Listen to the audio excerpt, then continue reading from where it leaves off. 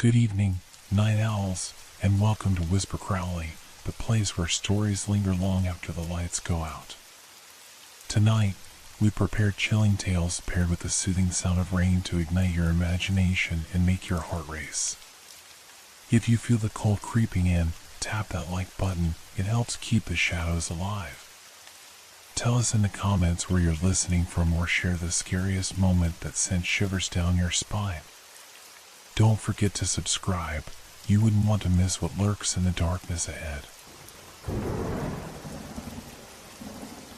It was late at night, and the sky above was a blanket of thick, unyielding darkness. I had been driving for hours, making my way down an old country road that twisted and turned through the fields. There were no lights, no houses, just the occasional silhouette of a tree or the distant rustling of wind in the grass. It was the kind of night that made you feel as though the world had disappeared, leaving you alone in an endless stretch of emptiness. I had passed this road countless times, but tonight something was different. The air felt heavier, the silence deeper. There was a strange, almost unnatural stillness around me. As I drove, the headlights illuminated the road ahead, casting long, sharp shadows across the land. And then, out of nowhere, I saw it. A faint, flickering light in the distance. At first, I thought it was a firefly, but no, it was too bright, too steady. A lantern. A lantern swaying slightly, hanging in the middle of the field. I slowed the car, my curiosity piqued. There was no house nearby, no reason for anyone to be out here at this hour. Yet there it was, the soft glow of the lantern, moving ever so slightly in the breeze. I turned the wheel and drove down a narrow dirt path that led toward the light. The tires crunched on the gravel as I moved closer, the field opening up around me. The lantern grew brighter, and my pulse quickened, but something about it felt wrong. The light was too isolated, too deliberate. I parked the car a few feet away and stepped out, the cold air hitting me instantly. My shoes crunched on the dry ground as I walked toward the lantern. Each step felt heavier, as though the earth itself was pulling me down, urging me to stop. But I ignored it and kept walking, drawn by the flickering light. When I was close enough, I noticed something odd. The lantern wasn't hanging from anything. It floated in midair, suspended above the ground by some invisible force. It swayed gently, as though someone had just walked past it. I stopped, staring at it. There was no sign of any person, no footprints in the dirt. Nothing. Suddenly, the light blinked out. Just like that. One moment, it was there, bright and steady, and the next, it was gone, swallowed by the darkness. I stood there for a long moment, unsure of what to do. My heart raced in my chest, and my breath came out in sharp bursts. Something was wrong. The night felt too quiet, too still. The only sound I could hear was the rustling of the wind in the grass. Then, my eyes caught something. In the place where the lantern had been, there were fresh tracks in the dirt. Footsteps. Deep, heavy impressions, like someone had just walked there, except there was no one around. No one in sight. I took a hesitant step forward and crouched down to examine the tracks more closely. They were still fresh, the dirt soft and undisturbed. They led off toward the edge of the field, disappearing into the long, waving grass. The prints were large, heavy, too large for a normal person, and they seemed to be dragging, as though whoever had made them was stumbling, struggling. A wave of unease washed over me, and I stood up quickly. My mind raced. What had I just seen? Was it a trick of the light? Or was there something more to it? I glanced back at the car, the safety of it so far away. The silence around me felt oppressive now, suffocating. The lantern was gone, but the tracks remained, as though they were calling me to follow. And, despite every instinct telling me to turn back, I did. I began to follow the tracks, my steps slow and deliberate. The further I went, the more I could feel the weight of the night pressing down on me. The sounds of the wind, the rustling of the grass, everything felt muffled, as though the world itself had closed in around me. I wasn't sure how long I walked. Minutes? Hours? Time seemed to stretch and distort, like the very air was bending reality. The tracks grew clearer as I moved, and I felt the unmistakable pull of fear in my chest, but I couldn't stop. It was as though the earth itself was guiding me, pushing me forward. Then, just as I was about to reach the edge of the field, the tracks suddenly stopped. The ground ahead was smooth, undisturbed. No more footprints, no sign of where they had gone. It was as if the person, or whatever it was, had simply vanished. I froze in place, every muscle in my body tense. The hairs on the back of my neck stood up, and I could feel the panic rising in my chest. I looked around, but there was nothing. No sign of life. Only the darkness, swallowing everything in its path. And then, in the silence, I heard something. A soft, faint sound, like the rustling of fabric, followed by a low, guttural breath. It was coming from behind me. I whipped around, my heart racing. But when I looked, there was nothing. No one. The wind picked up, howling through the field, and I quickly turned to leave. But as I did, I caught a glimpse of something in the distance, a shadow, just at the edge of my vision. It was moving. I couldn't make it out, but I could feel it. I could feel its presence, like something watching me from afar. And as I turned and hurried back toward my car, the footsteps behind me began again. I broke into a sprint, my heart pounding so loudly I was certain it could be heard from miles away. The footsteps, slow and deliberate, followed me with a rhythm that mirrored my own. Each step I took was met with the sound of something, someone, behind me. The air was cold, too cold, biting at my skin as I ran. I didn't dare look back. I couldn't. I could feel my legs burning with the effort, but I didn't stop. The footsteps grew louder, closer, as though the figure behind me was gaining ground. The world around me was suffocating, the sky pressing down like a heavy weight, the wind howling in my ears, and the field stretching endlessly before me. My car. I could see it now, parked at the edge of the dirt path. A beacon of safety. I pushed my body harder, my breaths coming in ragged gasps. But no matter how fast I ran, those footsteps stayed right behind me. Closer now, almost at my heels. I dared a quick glance over my shoulder, my eyes darting back in fear. There was nothing. The field stretched out behind me, empty, silent. The footsteps had stopped. I froze, not sure whether to feel relief or terror. The cold sweat on my skin was enough to make me shiver, and my pulse raced faster than ever. Was I imagining it? Had I simply been too terrified, hearing things that weren't there? I turned back toward the car, too terrified to move any faster.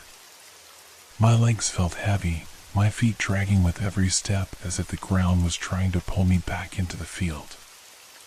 I reached the car and threw open the door, scrambling inside. The engine roared to life with a sudden, mechanical noise that echoed through the stillness. I slammed the door shut, locking it with trembling hands, and gripped the steering wheel with a force that left my knuckles white. I sat there for a moment, trying to gather my breath, to collect myself. My mind raced, trying to process what had just happened. I couldn't make sense of it. The lantern, the footsteps, the strange sensation of being followed. I had to be imagining it. Right? But as I looked out the window into the vast emptiness of the field, something caught my eye. A flicker of light. At first, I thought it was the lantern, but it wasn't. The light was different, smaller, and it moved. Slowly, deliberately, just like the footsteps had. It was no longer in the middle of the field, but now off to the side, near the edge of the trees. I watched in disbelief, my eyes unable to look away as the light moved, flickering and swaying like it had a life of its own. Then, it stopped. For a moment, the light was still, just hanging there in the dark. Then, a shadow passed through it. A figure, tall and thin, moving with an unnatural grace. My breath caught in my throat as I tried to make sense of what I was seeing. But the shadow disappeared just as quickly as it had appeared. I couldn't take it anymore. I needed to get out of there. With a jerk, I put the car in gear and drove as fast as I could, speeding down the road, leaving the field and the mysterious light behind. But no matter how fast I drove, I couldn't shake the feeling that I wasn't alone. The sensation of being watched clung to me like a second skin. The shadows seemed to follow me, lurking just out of my vision. I glanced in the rearview mirror, half expecting to see someone right behind me. But there was nothing. Only the empty road stretching on behind me, lit by the glow of my headlights. But then, as I passed a bend in the road, my headlights illuminated something on the side of the road. A figure standing just beyond the trees, watching me with an unnerving stillness. It wasn't the same shadow I had seen earlier, but the shape was all too familiar. It was the same outline, the same silhouette. My heart skipped a beat, and I slammed my foot down on the accelerator. The car surged forward, but the figure didn't move. It just stood there, unmoving, like a part of the landscape itself. By the time I reached the next intersection, I didn't dare look back. I couldn't. I drove for miles, not stopping, not slowing down.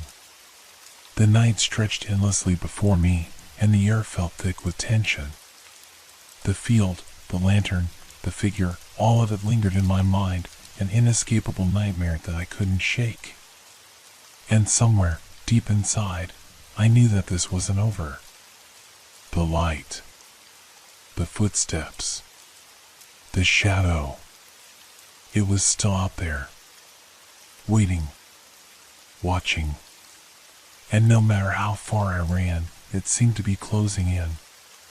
The days that followed felt like a blur, each one blending into the next, a haze of unease and confusion. I tried to go on with my life, but the images from that night clung to me like an old coat, uncomfortably tight, suffocating. Every time I closed my eyes, I saw the lantern flickering in the dark, the shadow moving between the trees. I didn't tell anyone about it. How could I? How could I explain something so inexplicable? No one would believe me, and honestly, I wasn't sure I believed myself anymore. But the strangest thing happened. Over the following nights, I kept seeing the same light again. Not in the field this time, but from my window, flickering in the distance. I would wake up to it, an odd glow from just beyond my yard, too far away to make out clearly. I told myself it was nothing. A trick of the mind. A reflection from a neighbor's porch light, perhaps. But deep down, I knew better. The terror was creeping back. I couldn't sit still.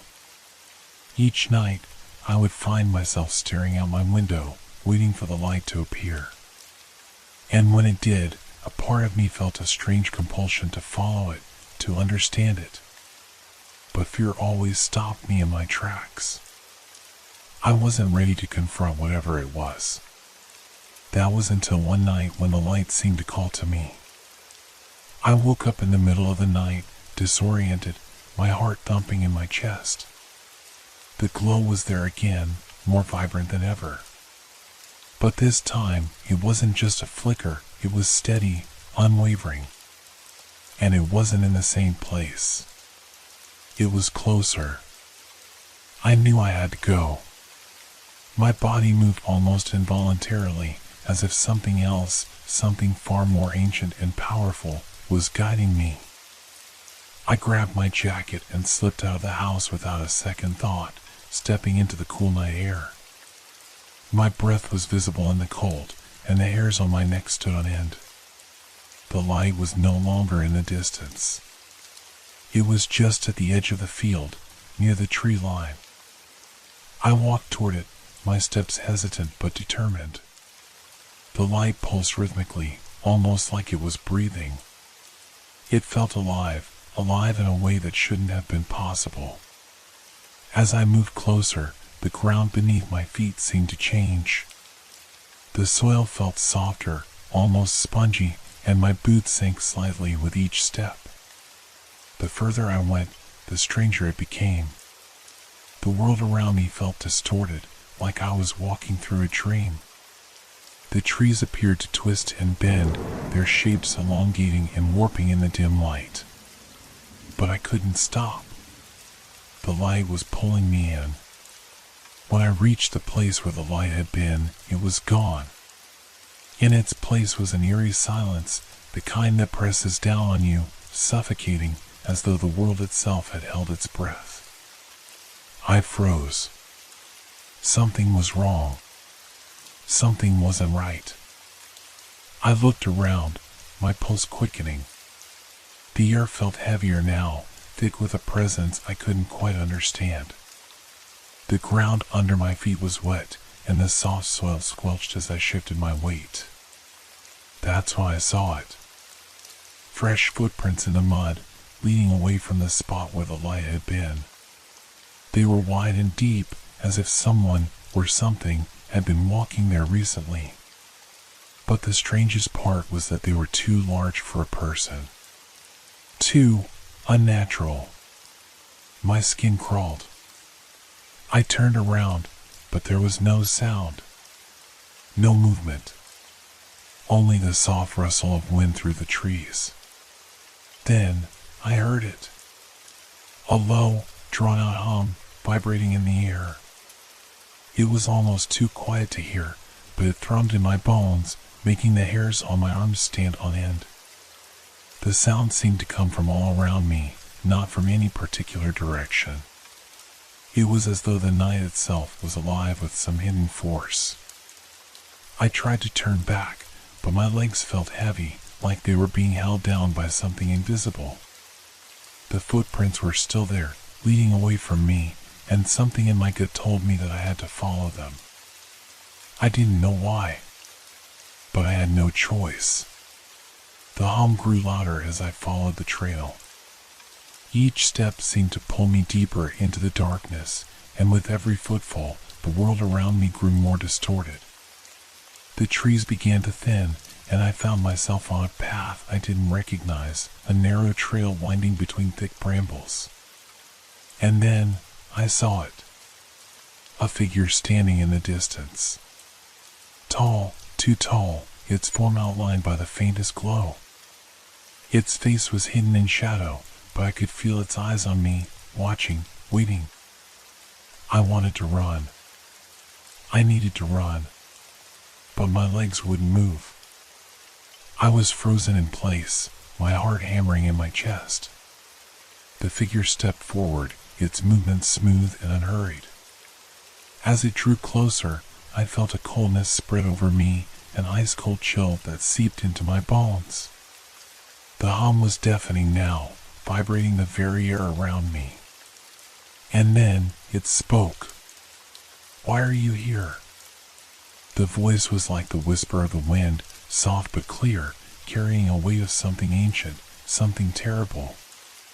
My mouth went dry, and I couldn't find the words to answer. The figure took another step forward, and my vision blurred. And then everything went dark. I woke up in my own bed, drenched in sweat, my heart racing. My mind was foggy, struggling to piece together the events of the night. The figure in the field, the strange footprints, the hum, it all felt so real. Yet, as I blinked and took in my surroundings, everything seemed too familiar, too ordinary. The faint morning light filtered through the window, and I could hear the soft chirp of birds outside. It was as though nothing had happened. But I knew better. I sat up, the sheets tangled around my legs, and looked around the room. Everything was just as I had left it. The clock on the bedside table ticked steadily, and for the first time in days, I could hear the faint hum of the refrigerator from the kitchen. But my head throbbed, and the unease settled on my chest like a weight. Something had changed. The world felt off, slightly out of sync, like I was still trapped in a half-forgotten dream. I couldn't shake the feeling that someone, was still watching me. I stumbled out of bed, my body feeling heavy, and walked over to the window. The morning light seemed bright and innocent, but I couldn't trust it. I couldn't trust anything anymore. I scanned the field, the familiar patch of land that had always been so peaceful. But today, it was different. In the distance, near the edge of the trees, I could see it. The faint flicker of light. A lantern. I froze. The glow was too soft, too quiet to be a streetlight. And there was no one around. No one but me. Without thinking, I grabbed my jacket and rushed out the door, the cold air hitting my face as I stepped onto the porch. The chill felt sharp, like a warning. But I couldn't stop now. I had to know what was going on. I crossed the yard quickly, the ground firm under my feet, and made my way to the field. The lantern was still there, flickering in the distance, as though it were waiting for me. As I walked toward it, my breath came in shallow gasps. The landscape felt distorted again, the trees leaning toward me, their branches swaying even though there was no wind. The light pulsed in time with my heartbeat, drawing me forward with an almost magnetic force. I didn't want to go, but I couldn't stop myself. When I reached the spot where the light had been, it was gone again. But the footprints were still there. Fresh and clear, leading toward the trees at the far end of the field. I felt a wave of nausea, a sickening realization sinking into my stomach. I had seen those footprints before, seen them in the night, in the mud near the lantern. They were the same, unmistakable. And they were leading deeper into the woods. I turned back for a moment, glancing toward the house, but something inside me told me I couldn't leave. I couldn't go back. Not yet. I followed the trail. The further I went, the darker it became, even though it was still morning. The shadows between the trees grew thicker, and the light seemed to disappear altogether. My footsteps were muffled by the soft earth, and the air around me grew colder, heavier. Then I heard it. A low rustling, far off to my left, like someone or something was moving through the underbrush. I spun around, but saw nothing. The woods were silent again, as though nothing had been there. I couldn't shake the feeling that I wasn't alone, that something was following me. My pulse quickened, and I broke into a run. My breath came in sharp gasps as I pushed forward, following the footprints, the eerie sensation of being watched growing stronger with each step. The woods were closing in around me, and the trees seemed to lean toward me, their branches like gnarled fingers. Then I saw it. At the end of the trail, nestled between two large oak trees, there was a small clearing. And in the center of it stood the same figure I had seen before, tall and indistinct, its form cloaked in darkness. It was waiting for me. I stopped at the edge of the clearing, my legs frozen in place. The figure didn't move, didn't make a sound. But I could feel its presence, could sense its eyes on me, even though I couldn't see its face. "Why did you come?" The voice was low, so quiet that it seemed to vibrate through the air. I opened my mouth to speak, but no words came. I didn't know why I was here. I didn't know what was happening. The figure stepped closer, its form shifting with each movement, like it was part of the shadows themselves. My heart hammered in my chest, and the air grew so cold I could see my breath. "You shouldn't have come," it whispered, its voice like the rustling of dead leaves. The ground beneath me trembled, and the trees around me creaked, bending as though the entire forest was waking up. And then, in a sudden burst of light, everything went dark again. I woke up again, but this time I wasn't sure where I was. The world around me was too quiet, too still. I blinked rapidly, trying to clear the fog in my head, but everything felt distant, as though I were trapped between worlds. I wasn't sure if it was day or night, or if I had been unconscious for seconds or hours. My body ached as I pushed myself to sit up, but the moment I tried to move, a sharp pain shot through my head. I winced, clutching my temples. My thoughts were disjointed, like fragments of a broken dream. When I looked around, I realized I wasn't in the woods anymore. I was back in the field, the very one where I had seen the flickering lantern. The same patch of land that had felt so ordinary just days ago now seemed foreign, oppressive. The air was thick, heavy with a strange tension. The landscape stretched before me, endless and suffocating, like I was caught in an endless loop. The familiar houses on the horizon were now hazy and distorted, their outlines bleeding into the gray sky. I stood up slowly, my legs unsteady beneath me. My heart was still racing, a mix of fear and confusion clouding my senses. My first instinct was to find my way home, to escape whatever this was. But when I turned toward where I thought the road should be, there was only more field. More emptiness. And that's when I noticed it, the footprints. The same fresh footprints I had followed before. They were right there, ahead of me, leading off into the distance, pulling me forward like some invisible force. I had to follow them again, didn't I? My legs seemed to move without my command, each step drawing me deeper into the unknown. As I walked, the world around me seemed to warp, the edges of reality bending, like the air itself was folding over in on itself. The trees, the sky, the very earth beneath my feet, it all felt wrong. The wind that had once been a whisper now howled, and the once familiar scent of the fields was replaced with something rancid, like decaying leaves. The footprints continued to lead me, unwavering, as though they had a purpose. The trees around me grew twisted and gnarled, their branches curling like claws reaching for the sky. The silence was oppressive, broken only by the occasional sound of my footsteps crunching against the earth. The air seemed to grow heavier with every step, as if the weight of the world was pressing down on me. And then, ahead, I saw it again. The figure.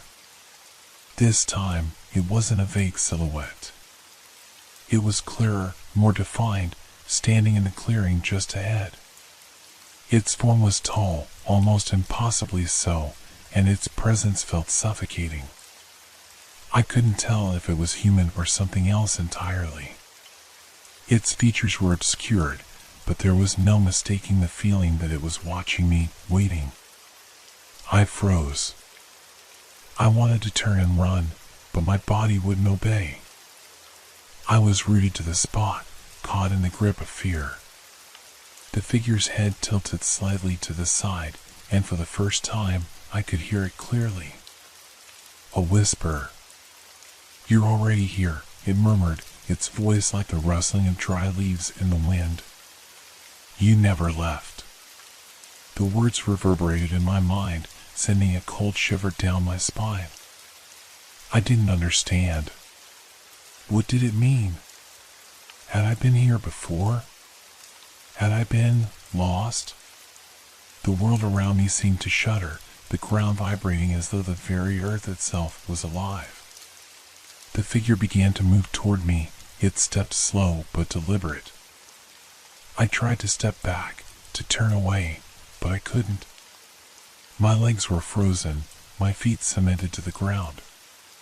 You should have stayed away, the figure whispered again, its voice now louder, clearer. You've already made your choice. My chest tightened. I didn't know what it was talking about. I didn't know what choice I had made. As the figure drew closer, the air grew colder, sharper. The shadow it cast seemed to stretch out unnaturally, its form expanding, swallowing the space around it. I couldn't see its face, but I felt its eyes on me, piercing, judging. Then, everything went dark. The world around me collapsed into a void of nothingness, and I was falling, tumbling through the endless black. There was no sound, no light, just the crushing sensation of being pulled into something deeper, something beyond comprehension. And in the depths of that blackness, I heard it again. A soft, familiar hum. The hum of the lantern. The flicker of light. It was all starting again.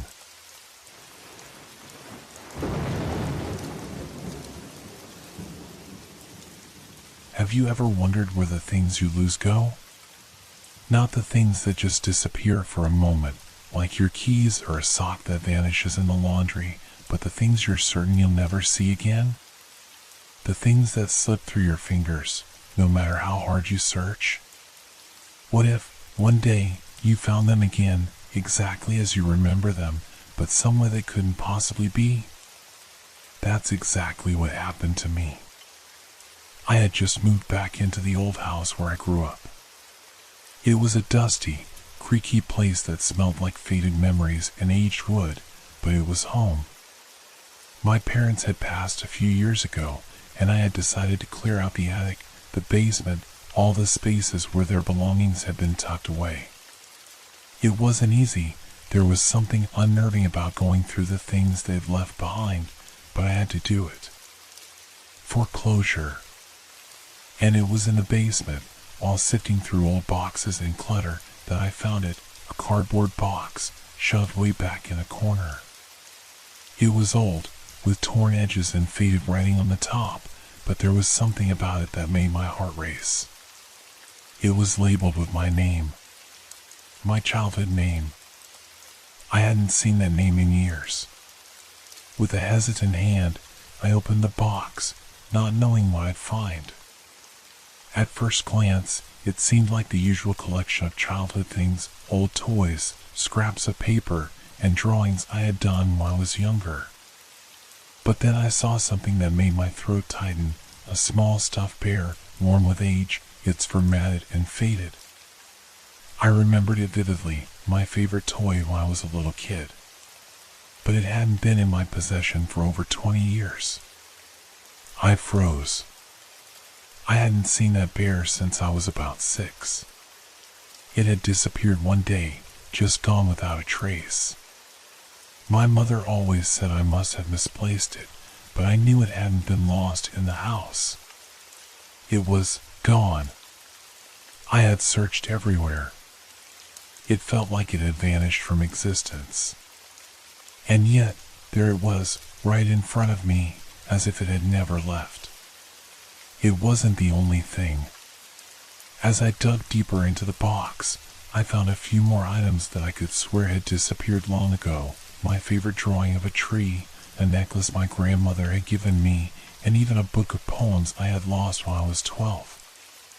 Each item was just as I remembered it, no sign of where or time passing. I quickly shut the box, my pulse quickening. How could these things be here? I turned around and glanced back at the basement door, half expecting someone to be standing behind me, watching. But the basement was empty, and the silence seemed to grow louder, more suffocating. I hurried upstairs, the box in hand, to ask my aunt, who had helped take care of the house after my parents' passing, if she knew anything about it. But when I mentioned the box, she looked at me with a confused expression, one I couldn't quite read. "What are you talking about?"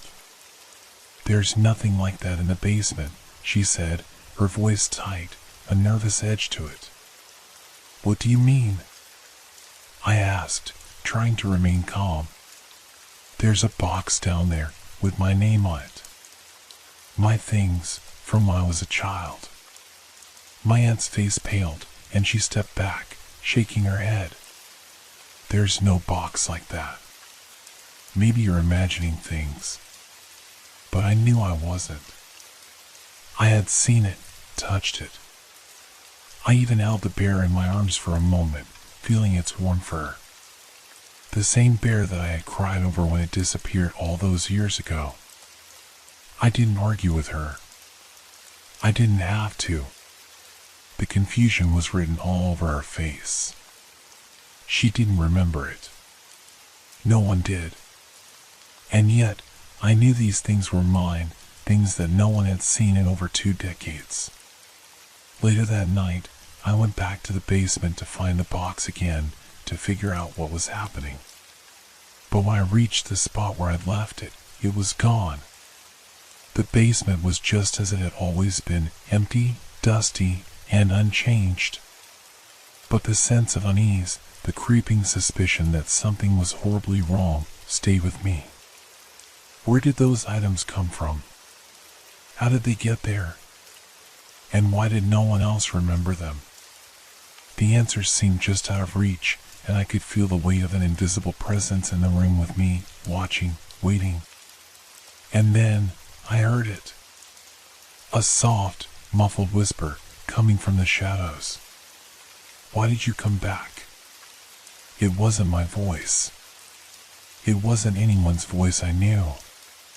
The whisper grew louder, closer, and I felt my heart race. My body froze in place, unable to move as the air around me thickened, becoming oppressive, suffocating. I wasn't alone. I never had been. And as the darkness closed in around me, I realized something terrifying. The box wasn't the only thing that had been waiting for me. I stumbled backward, my heart pounding as the voice echoed through the basement, reverberating off the stone walls. It was so close now, too close.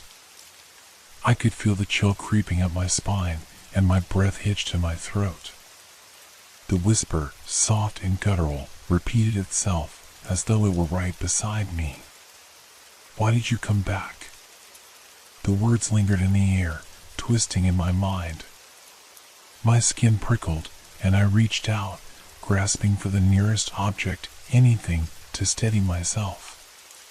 My fingers brushed the cool metal of an old lamp, and I snatched it up, as if it could protect me from whatever this was. I swung the lamp around, my wide eyes searching the shadows for any sign of movement. But there was nothing.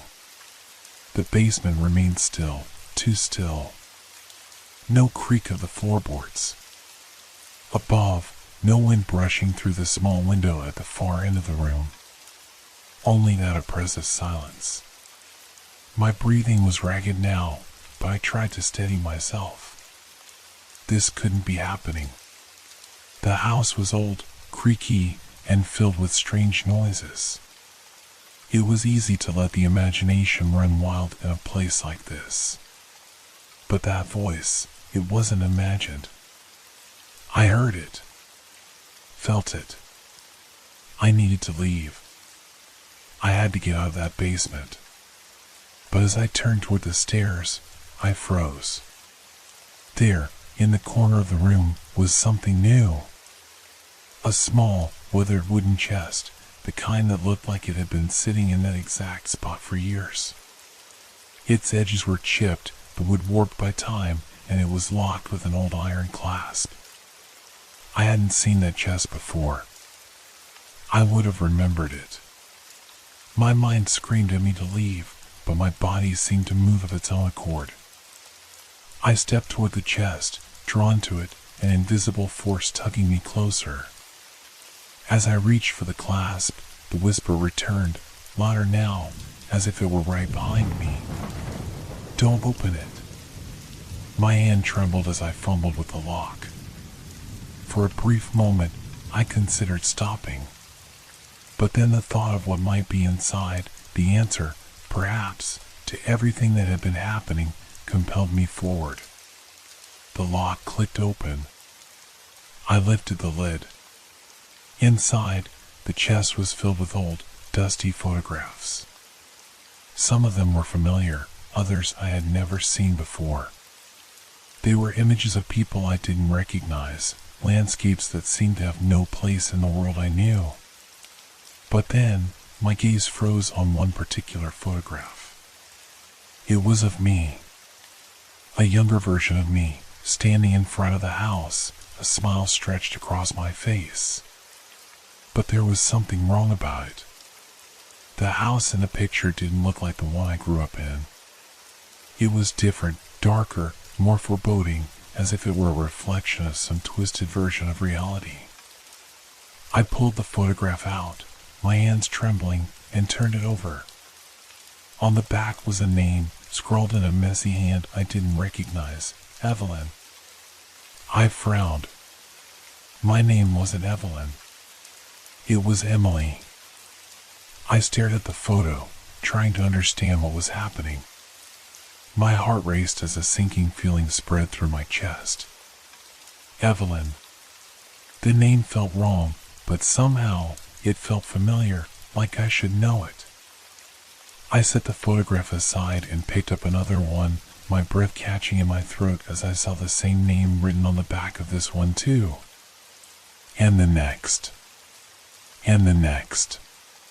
All of them had my face, but none of them were me. The basement seemed to close in on me, the air heavy and thick with the smell of dust and old wood. I could feel a presence in the room with me, something watching, waiting. My mind raced, trying to make sense of it all. I set the photos down quickly, standing up, my eyes scanning the room for any sign of movement. The whisper had stopped, but it was replaced by something far worse, silence. The kind of silence that feels like something is lurking just beyond your vision, waiting to strike. And then, I saw it. A figure in the corner of the basement, standing just out of the reach of the light. A woman. She was tall, almost impossibly so, her face hidden in the shadows. But her silhouette was unmistakable. She was wearing an old-fashioned dress, its fabric tattered and worn, as though it had been lost in time. Her arms were unnaturally long, stretching out toward me with jerky, disjointed movements. My blood ran cold. I backed away, stumbling over the boxes on the floor, unable to look away from the figure that was slowly advancing toward me. My heart was pounding so loudly that it drowned out everything else. The woman's face remained hidden in the dark, but her presence was suffocating, terrifying. And then, in a voice that made my skin crawl, she whispered again, this time more clearly. "Why did you come back?" Emily? The name sent a shockwave through me. I wasn't Emily. My name was Evelyn. I dropped the photographs, the sound of them hitting the floor barely audible over the rush of blood in my ears. But the woman wasn't real. She couldn't be. I turned and bolted toward the stairs, desperate to escape. As I reached the top, I dared a glance over my shoulder. The woman was gone. I rushed upstairs, my breath ragged, my mind spinning. I couldn't explain it. I couldn't understand it. The house, the photos, the woman, none of it made sense. But one thing was certain, I wasn't alone in this house. And I had no idea what I had woken up. The upstairs felt different, still and hollow, as though the very air had thickened with a strange energy. I slammed the basement door shut behind me, my heart still hammering in my chest. The photos, the woman, the name Evelyn, everything swirled in my mind, but nothing made sense. I looked around the hallway, expecting to see the familiar comfort of my home, but the house seemed foreign now, as if it had been altered while I was down there. The walls seemed closer, the floor creaked louder. A draft moved through the space, colder than it had ever been before. I needed to leave, but something in the pit of my stomach told me I couldn't just walk away. I had to understand what was happening. I turned toward the kitchen, my steps hesitant, dragging me further into the house I thought I knew so well. The floorboards groaned beneath my feet as I crossed the hallway, the eerie quiet only broken by the distant hum of the refrigerator. The house felt like it was holding its breath, waiting for something. In the kitchen, I scanned the counters, trying to gather my thoughts. The dishes from dinner were still on the table, half finished and now cold. I didn't remember leaving them there.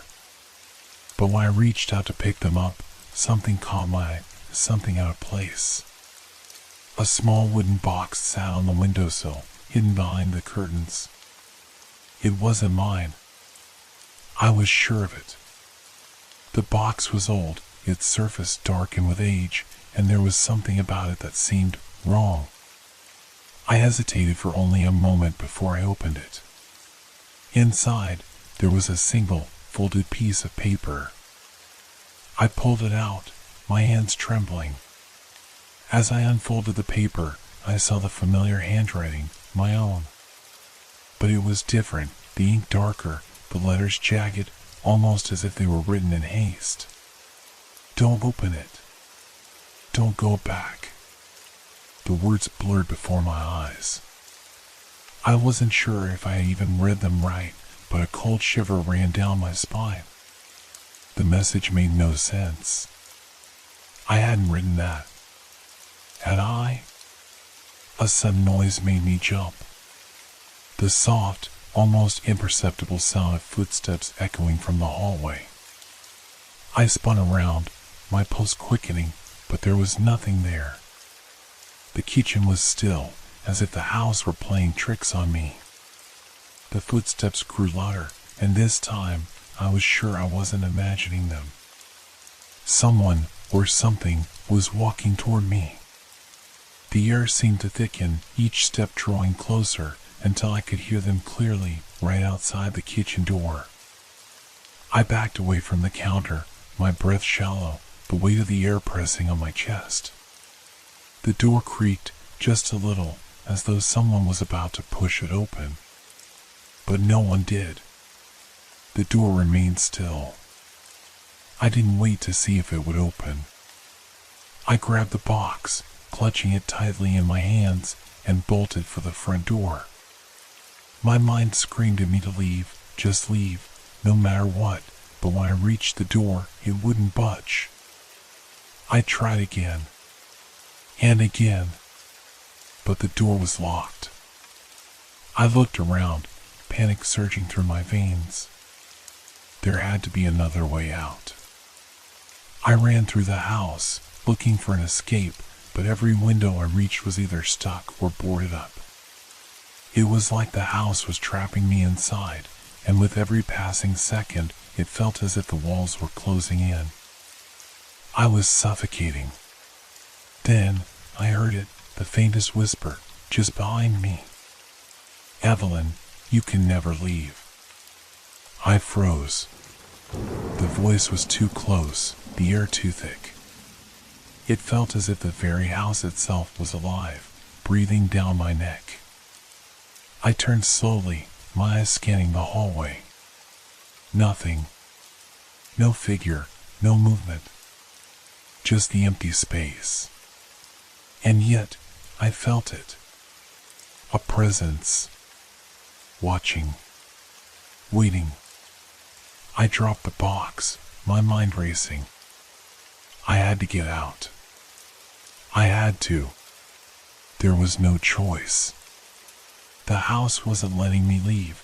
and I wasn't sure how much longer I could keep it together. But as I turned back toward the hallway, my gaze fell on something else, something that hadn't been there before.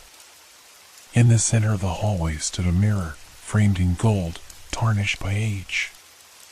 It hadn't been there when I first arrived. I was sure of it. I approached it cautiously, unable to look away. My reflection stared back at me, but there was something wrong, so wrong. In the mirror, I didn't see myself. I saw the woman from the basement. Her eyes, dark, hollow, and cold, were staring back at me, her expression vacant. And in her hands, she held a photograph. It was the same photograph I had found in the basement. I stumbled backward, my breath catching in my throat. I reached out to touch the glass, as if it might shatter and release me from whatever nightmare this was. But as my fingers brushed the surface, the reflection in the mirror changed. The woman in the mirror smiled. And the smile wasn't mine. Before I could pull away, the whispering voice returned, louder this time, as if the house itself were speaking through her. "Evelyn, it's too late." I backed away from the mirror, my legs shaking, my body frozen with fear. There was nowhere to run. There was nothing I could do. The house had already claimed me. And now, there was no escape. I was Evelyn. And I was trapped in a place that knew me better than I knew myself. I woke up on the floor of the hallway, my body stiff and aching. For a moment, everything was quiet, too quiet. The mirror was gone, the woman gone, but the feeling remained, pressing on my chest like a weight I couldn't shake off. I didn't know how long I had been lying there. The house seemed the same, empty, but somehow alive in a way I couldn't describe. The walls still seemed to pulse with an unseen force, the air heavy and damp. I stood shakily, my hands trembling as I wiped the cold sweat from my brow. Everything felt different. But it was more than that, more than just the house or the fear that lingered in every corner. It was me. I was different. I could feel it deep inside, like something inside me had shifted, something broken, and now I wasn't sure who I was anymore. Evelyn, was that really my name? The thought sent a shiver down my spine. I needed to leave. I had to leave before whatever was happening here consumed me completely. But when I approached the door again, it was no use. The lock refused to budge. I pounded on it, shouted for help, but no sound came out. My throat was dry, and the words felt trapped, caught in the cage of my chest. I turned away from the door and stumbled into the living room, trying to find a way to clear my head. The furniture was the same, the windows still closed, but there was something off about it all. Like it was watching me, waiting for me to make my next move. I collapsed onto the couch, clutching my head in my hands. I couldn't understand any of this. How had the box of my childhood belongings ended up in the basement? How had I found it, and why were there no answers? Why was the woman from the basement calling me Evelyn? A sound interrupted my thoughts, a tapping. Light, but insistent, coming from somewhere near the back of the house. I froze, my heart hammering in my chest. The noise wasn't random. It was rhythmic. Methodical. Like someone knocking, no, not knocking, scratching. The sound was coming from the walls. Evelyn.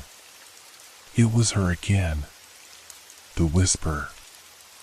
I bolted upright, my pulse racing, and ran toward the source of the sound, my legs barely able to carry me. The walls were silent now, but the air had changed. It felt colder, heavier, like a storm was coming. When I reached the back hallway, I stopped short. The door at the end of the hall was open, just slightly ajar. I didn't remember leaving it like that. In fact, I was sure I had locked it. The scratching noise was louder now. It wasn't just from the walls, it was coming from behind the door. My body screamed for me to turn around, to leave the house before it swallowed me whole, but my feet wouldn't move. Something was pulling me forward, like an invisible hand wrapping around my wrist, urging me closer. I pushed the door open. The room beyond was pitch dark, the only light coming from the faint glow of the moon that filtered through the cracks in the walls. It was a small room, one I didn't recognize at first, but then my breath caught in my throat. It was the room from my childhood. The same wallpaper, the same faded carpet, the same window looking out onto the garden. It was all there, perfectly preserved, as if it had been waiting for me. I stepped into the room, my mind racing, my thoughts scattered. It didn't make sense. None of it did. How was this possible? This was impossible. But then, I saw it. On the floor, in the center of the room, was the same box I had found in the basement, the box of my childhood things. But it wasn't just a box.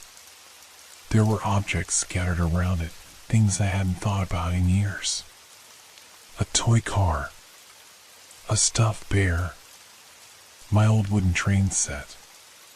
And in the middle of it all, a photograph. It was a photograph of me, taken when I was a child, standing in front of the house. But the house in the photo, it wasn't the one I knew. It was different, older, with crumbling walls and a broken fence. A chill ran down my spine as I reached for the photograph. The moment my fingers touched it, everything changed. The walls around me seemed to shift, the air growing thicker, the shadows stretching across the floor. The house groaned as though it were alive, creaking and shifting with an unseen weight. I pulled the photograph from the floor, but the moment I did, I felt something close behind me. I turned. The woman was standing there again. Her cold eyes locked onto mine. Her lips barely moved, but I heard her words, clear as day. You should never have come back. I tried to scream, but the sound got caught in my throat. The woman stepped closer, her presence suffocating the air. She reached out to touch me, and as her fingers brushed my arm, a jolt of cold shot through my body. My vision blurred. The house trembled. I was losing myself again. And then, the world went black. When I woke up, the world felt different. It wasn't just the house. It was me. The air was still thick, suffocating, but now there was an unsettling calm. A sense of completion. Like something had come to an end, or perhaps something had begun. I was lying on the floor again, but this time it wasn't the same. The room was still the one from my childhood, but it was no longer a memory, it felt like reality. The walls felt closer, pressing in on me, the shadows deeper, like they were watching, waiting. I tried to sit up, but a sharp pain shot through my head, making me gasp. For a moment, everything spun. My hands trembled as I reached for the photograph that had fallen from my grip. The same photograph of me, as a child, standing in front of a house that didn't look like the one I knew. How was it possible? I could feel the cold, damp weight of the house around me, like it was a living, breathing entity. The moment I picked up the photograph again, the shadows moved. It wasn't a trick of the light. The shapes in the dark shifted, elongating, stretching as though they were trying to reach for me. And then, I heard it. A whisper. Evelyn. I gasped, my pulse racing. It was her voice.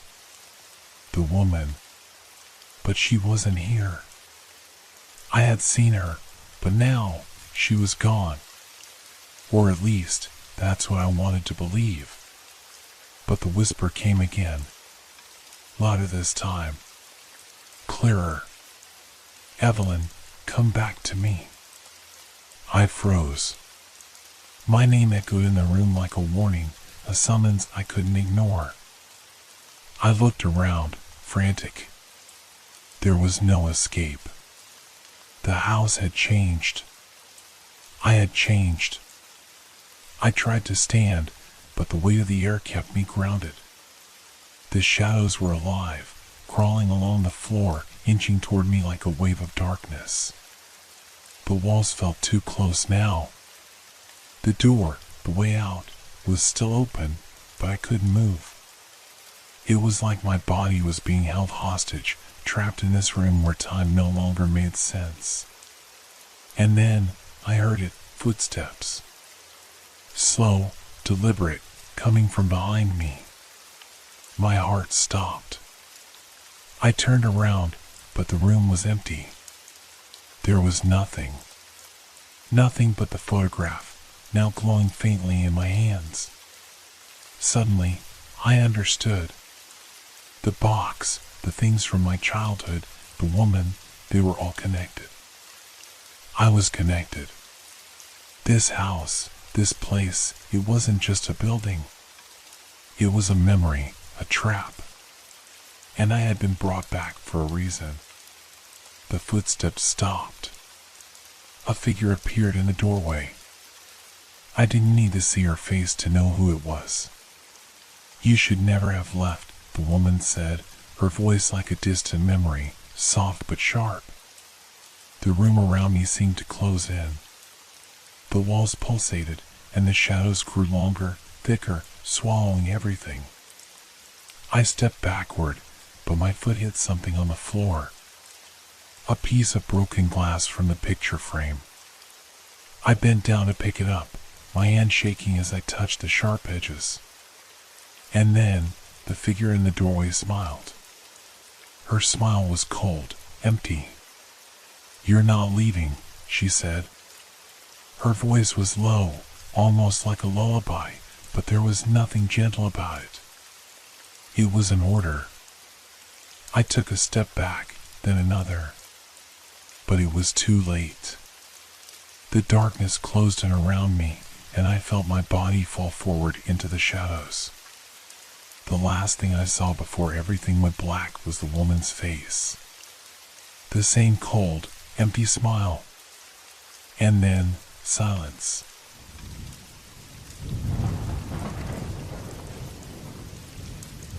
It all began with a question. What would happen if I could see places that no longer exist? I wasn't looking for answers that day. In fact, I hadn't been looking for anything at all when I stumbled upon that old map. I was walking through the small, cluttered antique shop when it caught my eye, a thick, yellowed parchment tucked in the corner, forgotten, almost as if it had been waiting for me. The map was of the city, my city, but not quite like I had ever seen it before. At first, it looked ordinary. The streets were familiar, the names of buildings and parks that I had known all my life were there. But something was off. The map seemed incomplete, as though parts of the city were missing, erased from time itself. Streets stretched out into empty space, some buildings didn't exist anymore, and others were marked with strange, faded symbols. I asked the shopkeeper about it, but he didn't seem to care. He was busy with another customer, and his answer was short and uninterested. "Just an old thing. Doesn't mean much." I should have left it at that.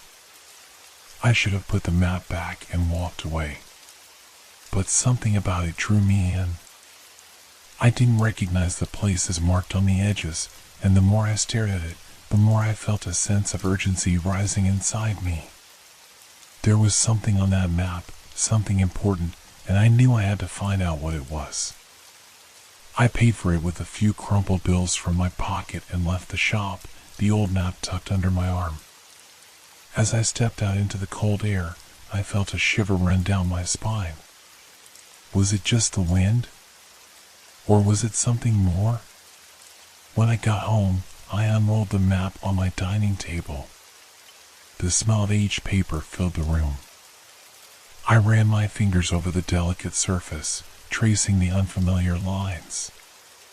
The map showed parts of the city I knew well: the old library, the park near the river, the street with the small cafes where I often sat. But there were also places I couldn't place. A large square, labeled with a name I had never heard. A street that didn't exist anymore, its location long since overtaken by modern buildings. But it wasn't just the places that intrigued me. It was the details that seemed off. Small marks and scratches scattered across the paper, as if someone had added them later.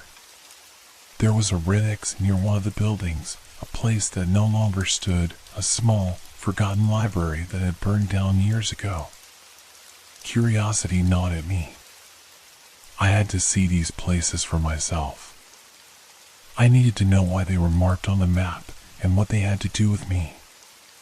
I decided to visit the first location. The map had a spot near the old river where an iron bridge once stood. I knew the bridge had been gone for over a decade, replaced by a modern structure that wasn't nearly as beautiful. But according to the map, the bridge should still be there. I left my apartment, the map folded carefully in my coat pocket. The streets were busy as usual, but there was something unsettling in the air, something I couldn't quite put my finger on. I made my way to the river, to the spot where the bridge had once stood. The sun was beginning to set, casting long shadows across the pavement. When I reached the location, I paused. The area felt wrong. The buildings around it were familiar, but they felt distant, like they were part of someone else's life, not mine. I looked at the ground, and there, right in front of me, was the faint outline of what might have been the foundation of the old bridge. It wasn't visible to everyone, only to me. A strange sensation crawled up my neck as I stood there, feeling the weight of something unexplainable. A chill ran through my body, and I turned quickly. But there was no one behind me. I shook my head, trying to push the feeling away. It's just my imagination, I told myself. But deep down, I couldn't shake the sense that something was watching me, waiting. I left the riverbank and walked along the familiar streets, but every step felt like I was stepping further from the world I knew. I began to feel disoriented. Was I still in my city? Or had I crossed into something else? The sound of footsteps echoed behind me, but when I turned, there was no one there. I quickened my pace. The footsteps kept pace with me, and the sound became louder. My heart pounded in my chest, my breath quickening as I glanced over my shoulder again. Still no one. The street was empty. I tried to convince myself that I was just being paranoid. After all, the city was busy, and the noise of the world around me could easily be mistaken for someone walking behind. But this felt different. The steps were deliberate, measured, almost too perfect. I stopped, holding my breath, my eyes scanning the street. The sound of the footsteps stopped as well, as if waiting for me to move again. I stood there for what felt like an eternity, the air thick with tension, but nothing happened. No one emerged from the alleyways, no cars drove by, no pedestrians hurried past. It was as if the city had frozen in place. What's going on? I thought to myself. I felt like I was losing grip on reality. I turned and started walking again, more quickly this time, my mind racing. Every step felt heavier, like I was walking through a fog, unsure of whether I was truly awake or trapped in a dream. I arrived at the location marked on the map, a small, forgotten park by the river. I had passed by this park countless times before, but today something felt entirely different. The air was thick, almost suffocating, and the usual sounds of birds and rustling leaves were strangely absent. I walked along the worn cobblestone path, trying to keep my focus. The trees around me seemed to stretch higher than I remembered, their branches heavy with the weight of something unseen. The once beautiful park now looked dark, almost oppressive.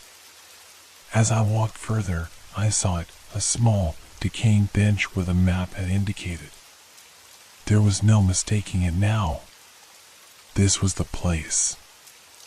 I stood in front of the bench, staring at the strange, faded markings on the wood. They weren't natural. Someone had carved something into the bench, something jagged and uneven.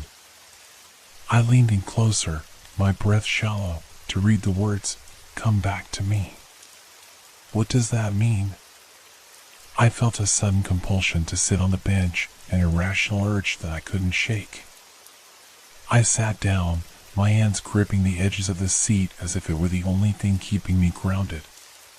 The moment I did, I heard it, a low, almost imperceptible hum. It was coming from the ground beneath me, vibrating through the stones, through the earth. At first, I thought it was my imagination, but the sound grew louder, clearer, until it felt as though the entire park was alive with some hidden force. I stood up quickly, heart racing, looking around in panic. But the park was still empty. Nothing had changed, yet everything felt wrong. The air was suffocating, as though it had thickened, become heavier with each passing second. I pulled out the map again, my fingers trembling as I unfolded it. There was no X here, no clear indication of what was supposed to happen. But I couldn't shake the feeling that I had uncovered something significant, something I wasn't meant to find. I couldn't leave. I knew it was irrational, but I needed to explore more, to see if this map held any further answers. I turned down a narrow alleyway nearby, where the next location was marked. As I walked, the sounds around me grew quieter, muffled, like the city was retreating into itself. There was no one on the streets now, no one at all. The buildings felt closer, pressing in, their walls towering above me like silent watchers. The silence was deafening. And then, I saw it. A small, old theater tucked away between two modern buildings. It wasn't much to look at, a faded sign, cracked windows, but the map had marked it with an unusual symbol, one that seemed almost alive. A spiraling line that twisted and turned on itself, as though trying to escape. I approached cautiously, every step filling me with a growing sense of unease. The door to the theater was slightly ajar, as though inviting me in. I stepped inside. The air was thick, heavy with dust and age, but something else lingered there. The silence was absolute. There were no creaks of old wood, no whispers of forgotten performances. It was as if time had stopped entirely in this place. The theater was dark, the stage bathed in a dim light that seemed to flicker and fade as I moved closer. I could make out the outline of an old velvet curtain, the faded gold of once beautiful seating, and in the center of it all, a single chair facing the stage. I wasn't sure why I did it, but I moved toward the chair and sat down. The moment I did, the lights flickered, and for a split second, the room seemed to shift. The walls seemed to pulse, as if they were breathing. A distant, ghostly sound filled the space, and then, just as quickly, everything was still.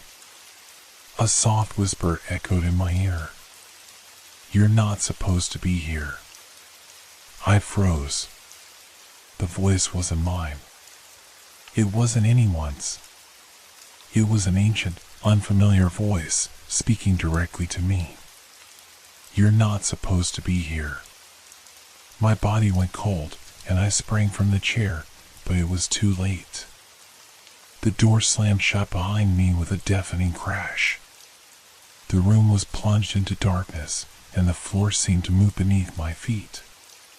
The theater was no longer a building, it was something else entirely, shifting, stretching, folding in on itself. And I was trapped. The door slammed with such force that I was thrown backward, crashing into the cold, hard floor. My breath caught in my throat, and for a moment I lay there, disoriented, my heart pounding in my ears. The silence after the crash felt suffocating, thick with an ominous weight that pressed against my chest. I tried to stand, but the ground beneath me seemed to shift, like the floorboards were alive, groaning and moaning with a strange energy I couldn't understand. I scrambled to my feet, the darkness surrounding me now complete. The flickering lights I had seen earlier were gone, and in their place was an overwhelming void. The theater had become something unrecognizable, an unnatural place where the walls seemed to close in on me, their edges bending in impossible ways. I reached out, but the air felt thick, viscous, as if my hand were pushing through water. The whisper from before echoed in my mind, cold and chilling, "You're not supposed to be here." I spun around, my eyes straining to make out shapes in the dark. But there was nothing. Just the oppressive silence. "You're not supposed to be here." It came again, louder this time, but I couldn't tell where it was coming from. The voice seemed to rise from the very walls, the air itself vibrating with the force of it. Panic began to set in. I needed to leave. I needed to get out of here, but the door, the one I had come through, was now gone. There was no sign of it, no handle, no frame, just an empty space where the exit had once been. The theater had swallowed it whole, and I was alone. I staggered back, my mind reeling. I had to think. The map. I had to look at the map. I fumbled in my coat pocket, pulling it out with trembling hands. The paper was crumpled and torn in places, but it was still legible. I unfolded it quickly, desperate to see where the next location was, desperate for some kind of guidance, some kind of escape. But the map had changed. The familiar streets I had once known so well were now twisted, distorted, their lines not matching anything I recognized. And the mark for this theater? It was no longer a simple symbol. It had morphed into a jagged, almost sinister design, like something was bleeding through from another world. I didn't know what to make of it, but I couldn't stop staring. It felt like the map was pulling me deeper, guiding me towards something, and I wasn't sure if that was a good thing or a terrible mistake. A sudden sound broke through my thoughts, a soft rustling, followed by a low groan. I froze, every muscle in my body tensing. It came again, closer this time, and then a series of sharp footsteps echoed in the darkness. The sound was unmistakable, deliberate, methodical, as though someone was walking toward me, step by step. I whirled around, my breath coming in short gasps, but I couldn't see anything. The footsteps didn't match anyone I knew. They were heavier, slower, like the weight of the world was pushing each foot down with a terrible force. I'm not alone. I swallowed hard, trying to steady my breathing.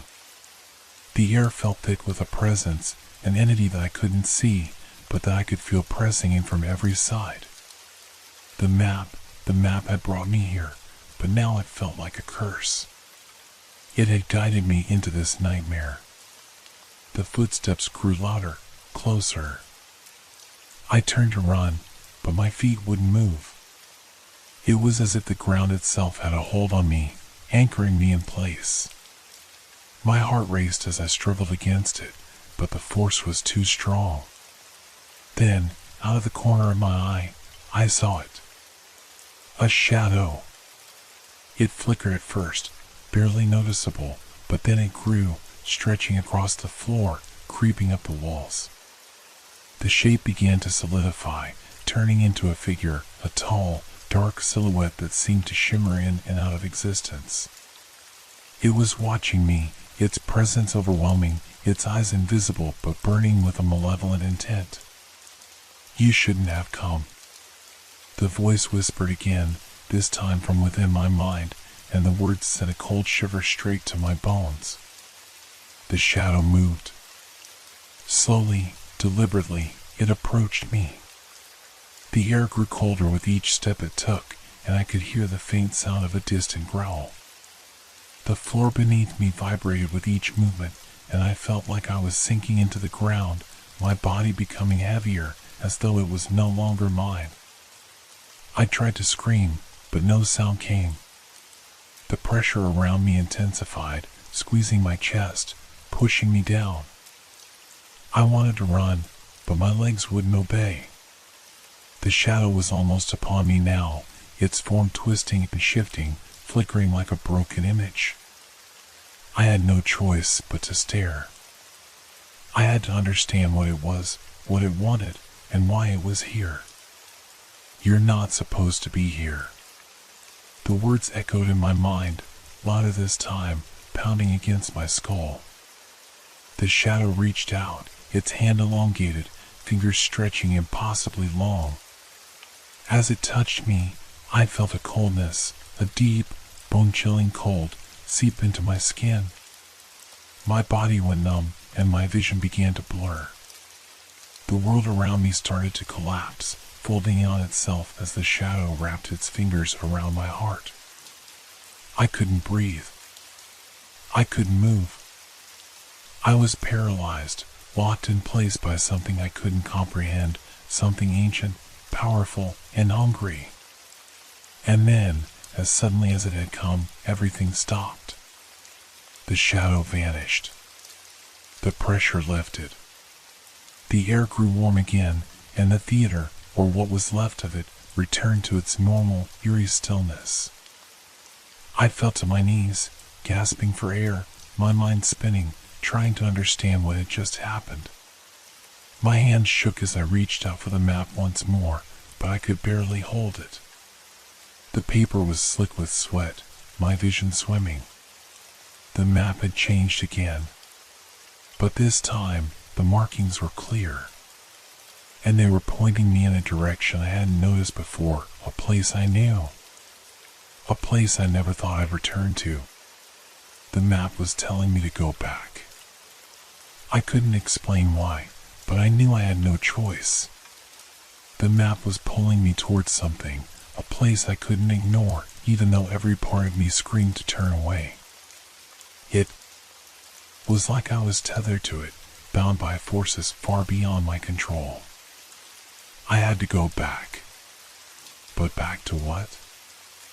I glanced around the empty theater, my heart still pounding in my chest. The air seemed to hold a strange, lingering energy, like the building was alive, aware of my every move. The walls loomed over me, but they no longer seemed as menacing as before. Instead, they felt like silent witnesses, observing my every decision, my every step. I unfolded the map again, the paper trembling in my hands. The markings on it had shifted yet again, leading me toward the outskirts of the city. Toward the abandoned neighborhood, where old houses stood in a state of decay. The place I had long since forgotten. A place I had once called home. The thought sent a shiver down my spine.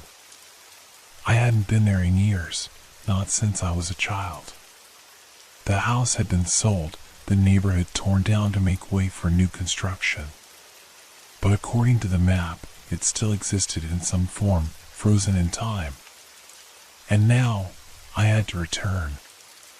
I didn't know why.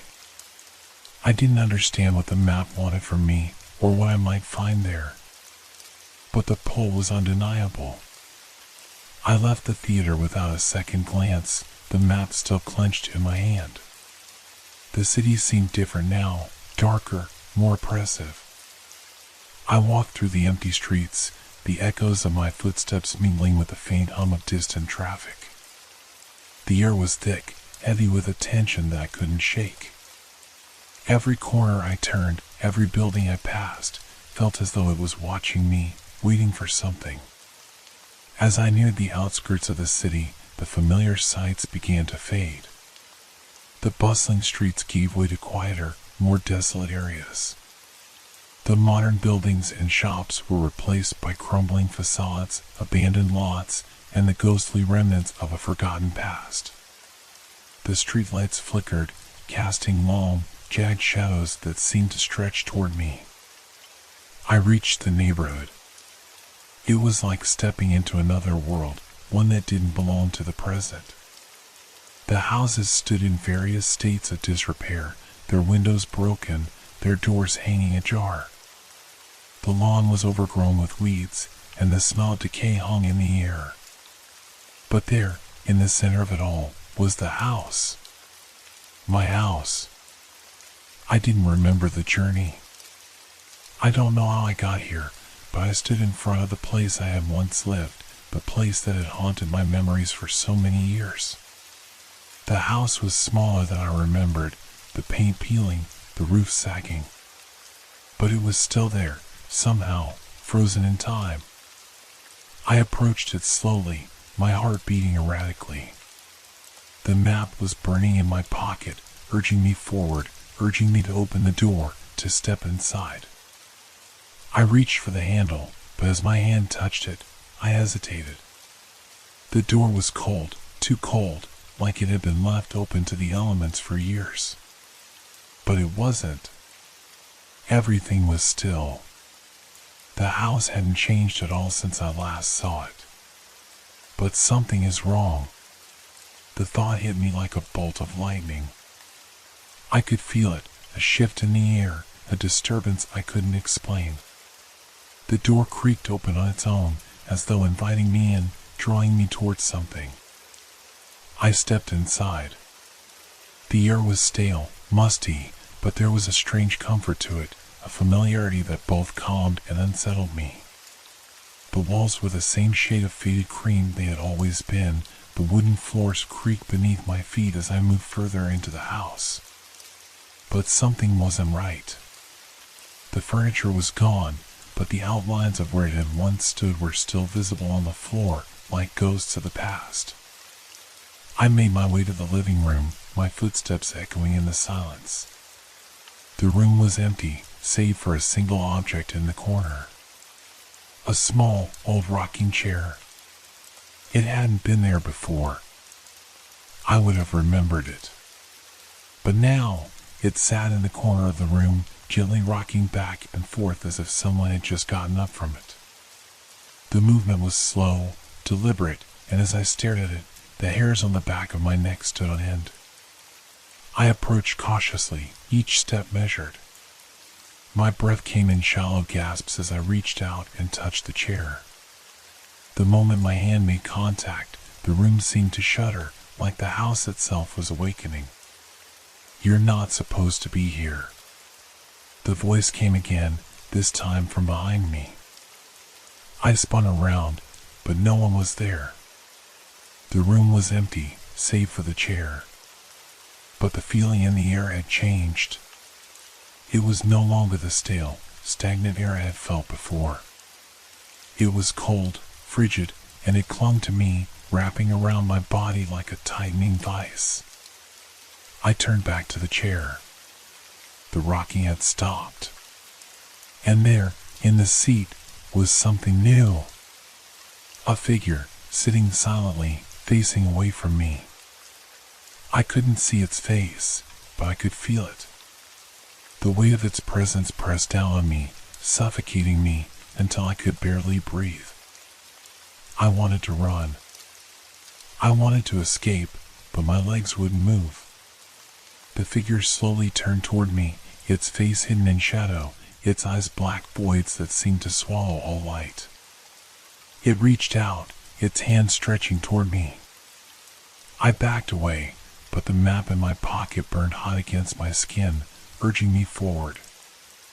And then, the voice spoke again, a whisper that chilled me to the core. "Welcome home." I couldn't breathe. The The words "welcome home" echoed in my mind like a sinister chant, reverberating off the walls of the house. The figure in the chair remained still, its shadow stretching across the floor, but there was an undeniable presence to it, a presence that was far more than just an apparition. It was something ancient, something that had always been here, lurking beneath the surface. I wanted to run. My instincts screamed at me to turn around, to leave this place before it swallowed me whole. But my body was frozen, as if some unseen force had rooted me to the spot. I could feel the walls pressing in, the air growing thicker with every passing second. The house itself seemed to be alive, shifting and groaning like a living organism adjusting to my presence. I backed away, slowly, my eyes never leaving the figure in the chair. It didn't move, but I could feel its gaze on me, an overwhelming weight that threatened to crush me. The room was growing colder, the temperature dropping so fast that my breath began to fog in the air. I reached for the map in my pocket, my fingers shaking as I pulled it out. It was hot to the touch, burning in my hand, the edges curling as though it were alive. The symbols on it had shifted once again, but this time there was no clear direction. The map seemed to be unraveling, disintegrating in my hands, the ink bleeding into strange shapes and patterns. This isn't real, I thought. This can't be real. But it felt real. The shadows, the cold, the presence of the figure in the chair, all of it felt too real to be anything but a twisted reality. I looked around the room, desperate for some way out, some escape from this nightmare. But the door I had come through was gone. The walls were closing in on me, their surfaces warping, bending at unnatural angles. The figure in the chair finally moved. Its hand reached up, slowly, almost deliberately, and I could feel the air shift as it stretched toward me. It was as though the very space between us was warping, bending toward the figure, its fingers curling into a claw-like shape. I stumbled backward, my breath coming in ragged gasps, but my body refused to respond. I couldn't move. My legs were like stone, my mind caught in a paralysis of terror. The figure stood now, its form towering over me, its face still hidden in shadow. I could feel its presence, suffocating, overwhelming. "You came looking for answers," the voice whispered, its tone low and guttural. "But some things are better left buried." The shadows around me deepened, the room shrinking until I could hardly see beyond the figure in front of me. The temperature had plummeted, the air biting at my skin as if it were freezing me from the inside out. "You have no choice now," the voice continued. "The past is already here, and it will never let you go." I wanted to scream, to run, but no sound escaped my throat. It was as if the house had swallowed it whole, leaving me alone in this suffocating silence. I forced my eyes to focus, to make sense of what was happening. And then I saw it, something in the shadows, something beyond the figure. A faint light, a glimmer of something familiar. It was the doorway. The door to the outside. I didn't know how it appeared, but it was there. And it was the only way out. I ran. My legs finally obeyed, moving faster than I had ever moved before, my breath burning in my lungs as I sprinted toward the door. The shadows seemed to reach for me, the figure's voice rising in a final, chilling warning. "You can't escape what you've uncovered." But I didn't stop. I couldn't. The door was within reach, and I had to escape. I threw myself toward it, my hand reaching for the handle, and as soon as I touched it, everything changed. The house, the shadows, the figure, all of it seemed to collapse in on itself, disintegrating into a blur of light and dark. The world around me twisted and bent, as if time and space were no longer real. I was falling, tumbling through something I couldn't understand, and then silence. I gasped for air, my chest heaving as I opened my eyes. I was outside. The door was gone. The house was gone. The city stretched before me, unchanged, peaceful. But I wasn't sure if I had truly left, or if I had merely stepped into another version of it, a version where the house still existed, somewhere, waiting. I looked at the map again, but the symbols had faded completely. The paper was blank now, a useless relic of a nightmare that had followed me into reality. I took a step forward, my mind racing. The city felt different now, as if it were hiding something, as if it was no longer the place I once knew. I couldn't shake the feeling that I was still being watched, that something was lingering just beyond my perception, waiting for me to return. And then, a voice, a whisper in the wind, cold and distant, reached my ears. "You're not supposed to be here." And I realized then that the map had never truly led me out. It had only guided me deeper into the maze of my own mind, into the past I could never escape. I had come home, but home was no longer a place I could return to.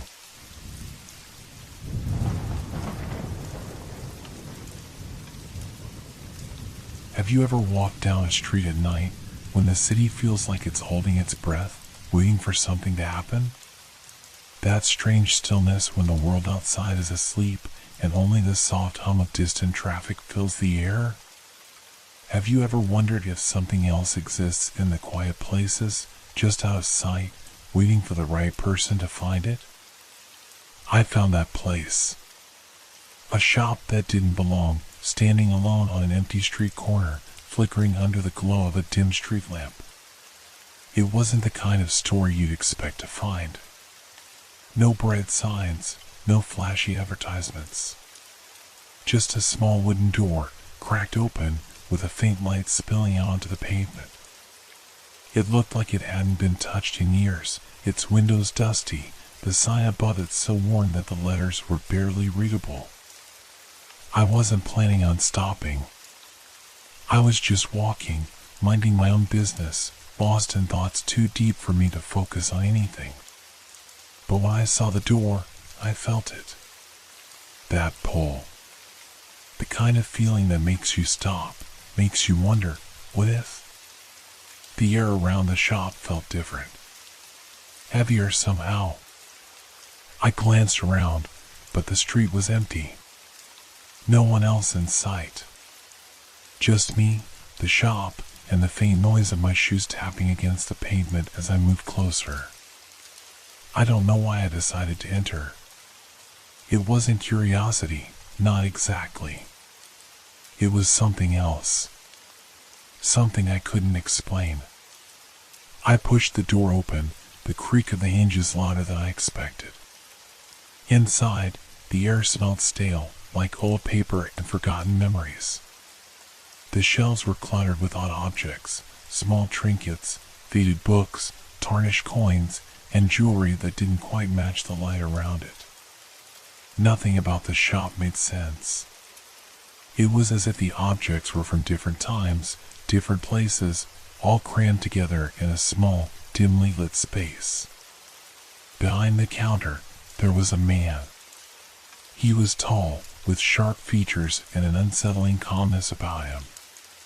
His eyes were the strangest part. Dark, almost black, and focused on me as though he'd been waiting for me to walk through that door. "Good evening," he said, his voice smooth, almost too smooth. "I've been expecting you." I froze. A chill ran down my spine. It wasn't just his words. It was the way he said it, like he knew something I didn't, like he'd been waiting for me specifically. I didn't know what to say, so I just nodded awkwardly, my eyes shifting over the shelves, looking for anything familiar. "You won't find anything like this in the daytime," the man continued, his eyes never leaving me. "Only at night, when the world is asleep, can these things come alive. but once the sun rises, they disappear. Gone, just like the dreams people forget. I wasn't sure if he was talking about the objects or something else, but it felt wrong. Unsettling. Like I had wandered into a place I wasn't supposed to be. The silence stretched between us, heavy and thick.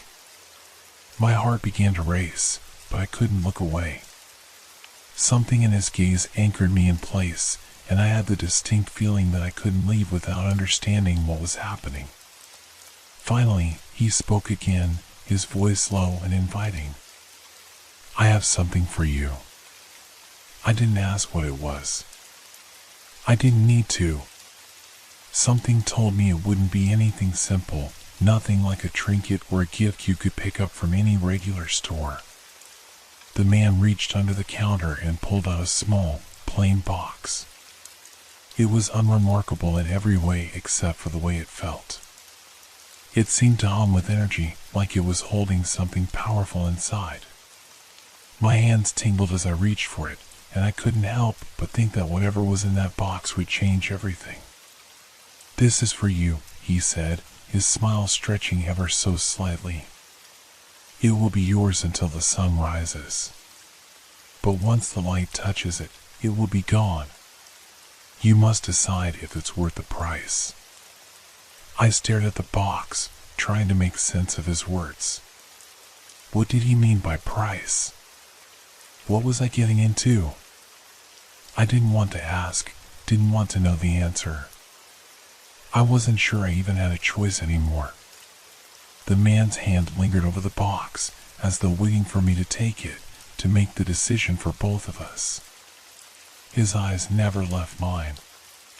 There was something in them that made my stomach twist, a silent warning that I couldn't fully understand. It wasn't just the box.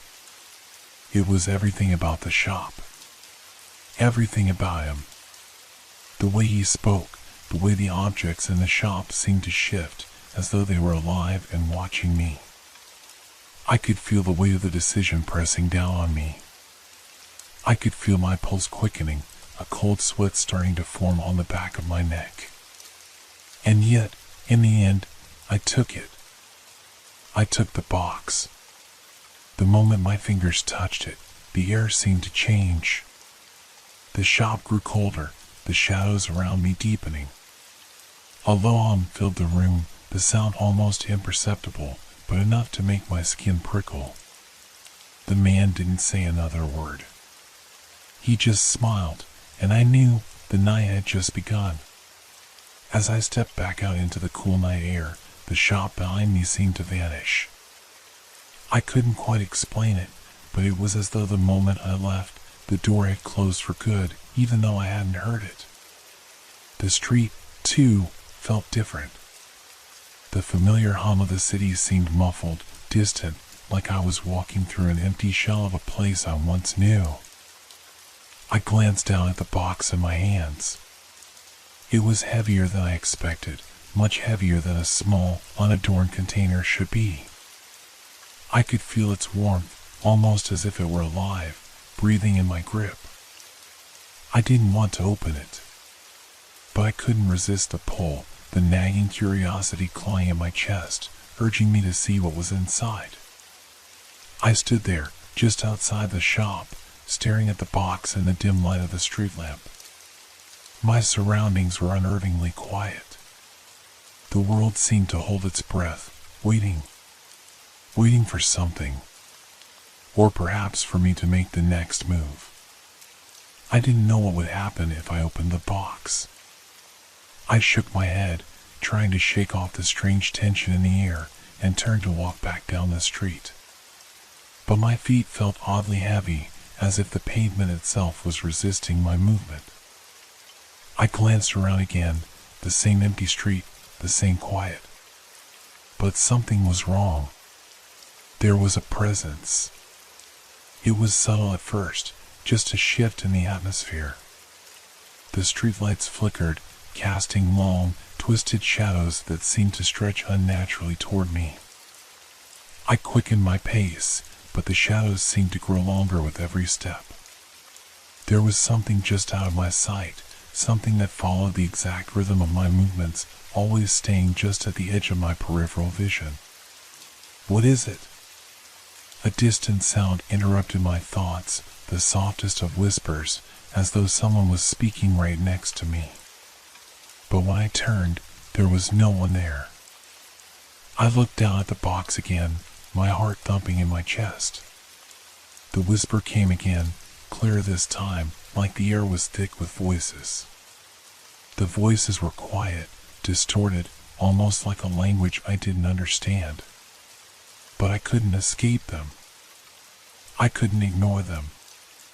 Open it, the voices murmured, but it was not a single voice. It was a chorus, growing louder as the whispers turned into an eerie chant. Open it, before it's too late. My hand tightened around the box. The urge to open it was unbearable now, overpowering everything else. I could feel the box pulling me toward it, its weight becoming an anchor I couldn't escape. Without realizing it, I had stopped walking.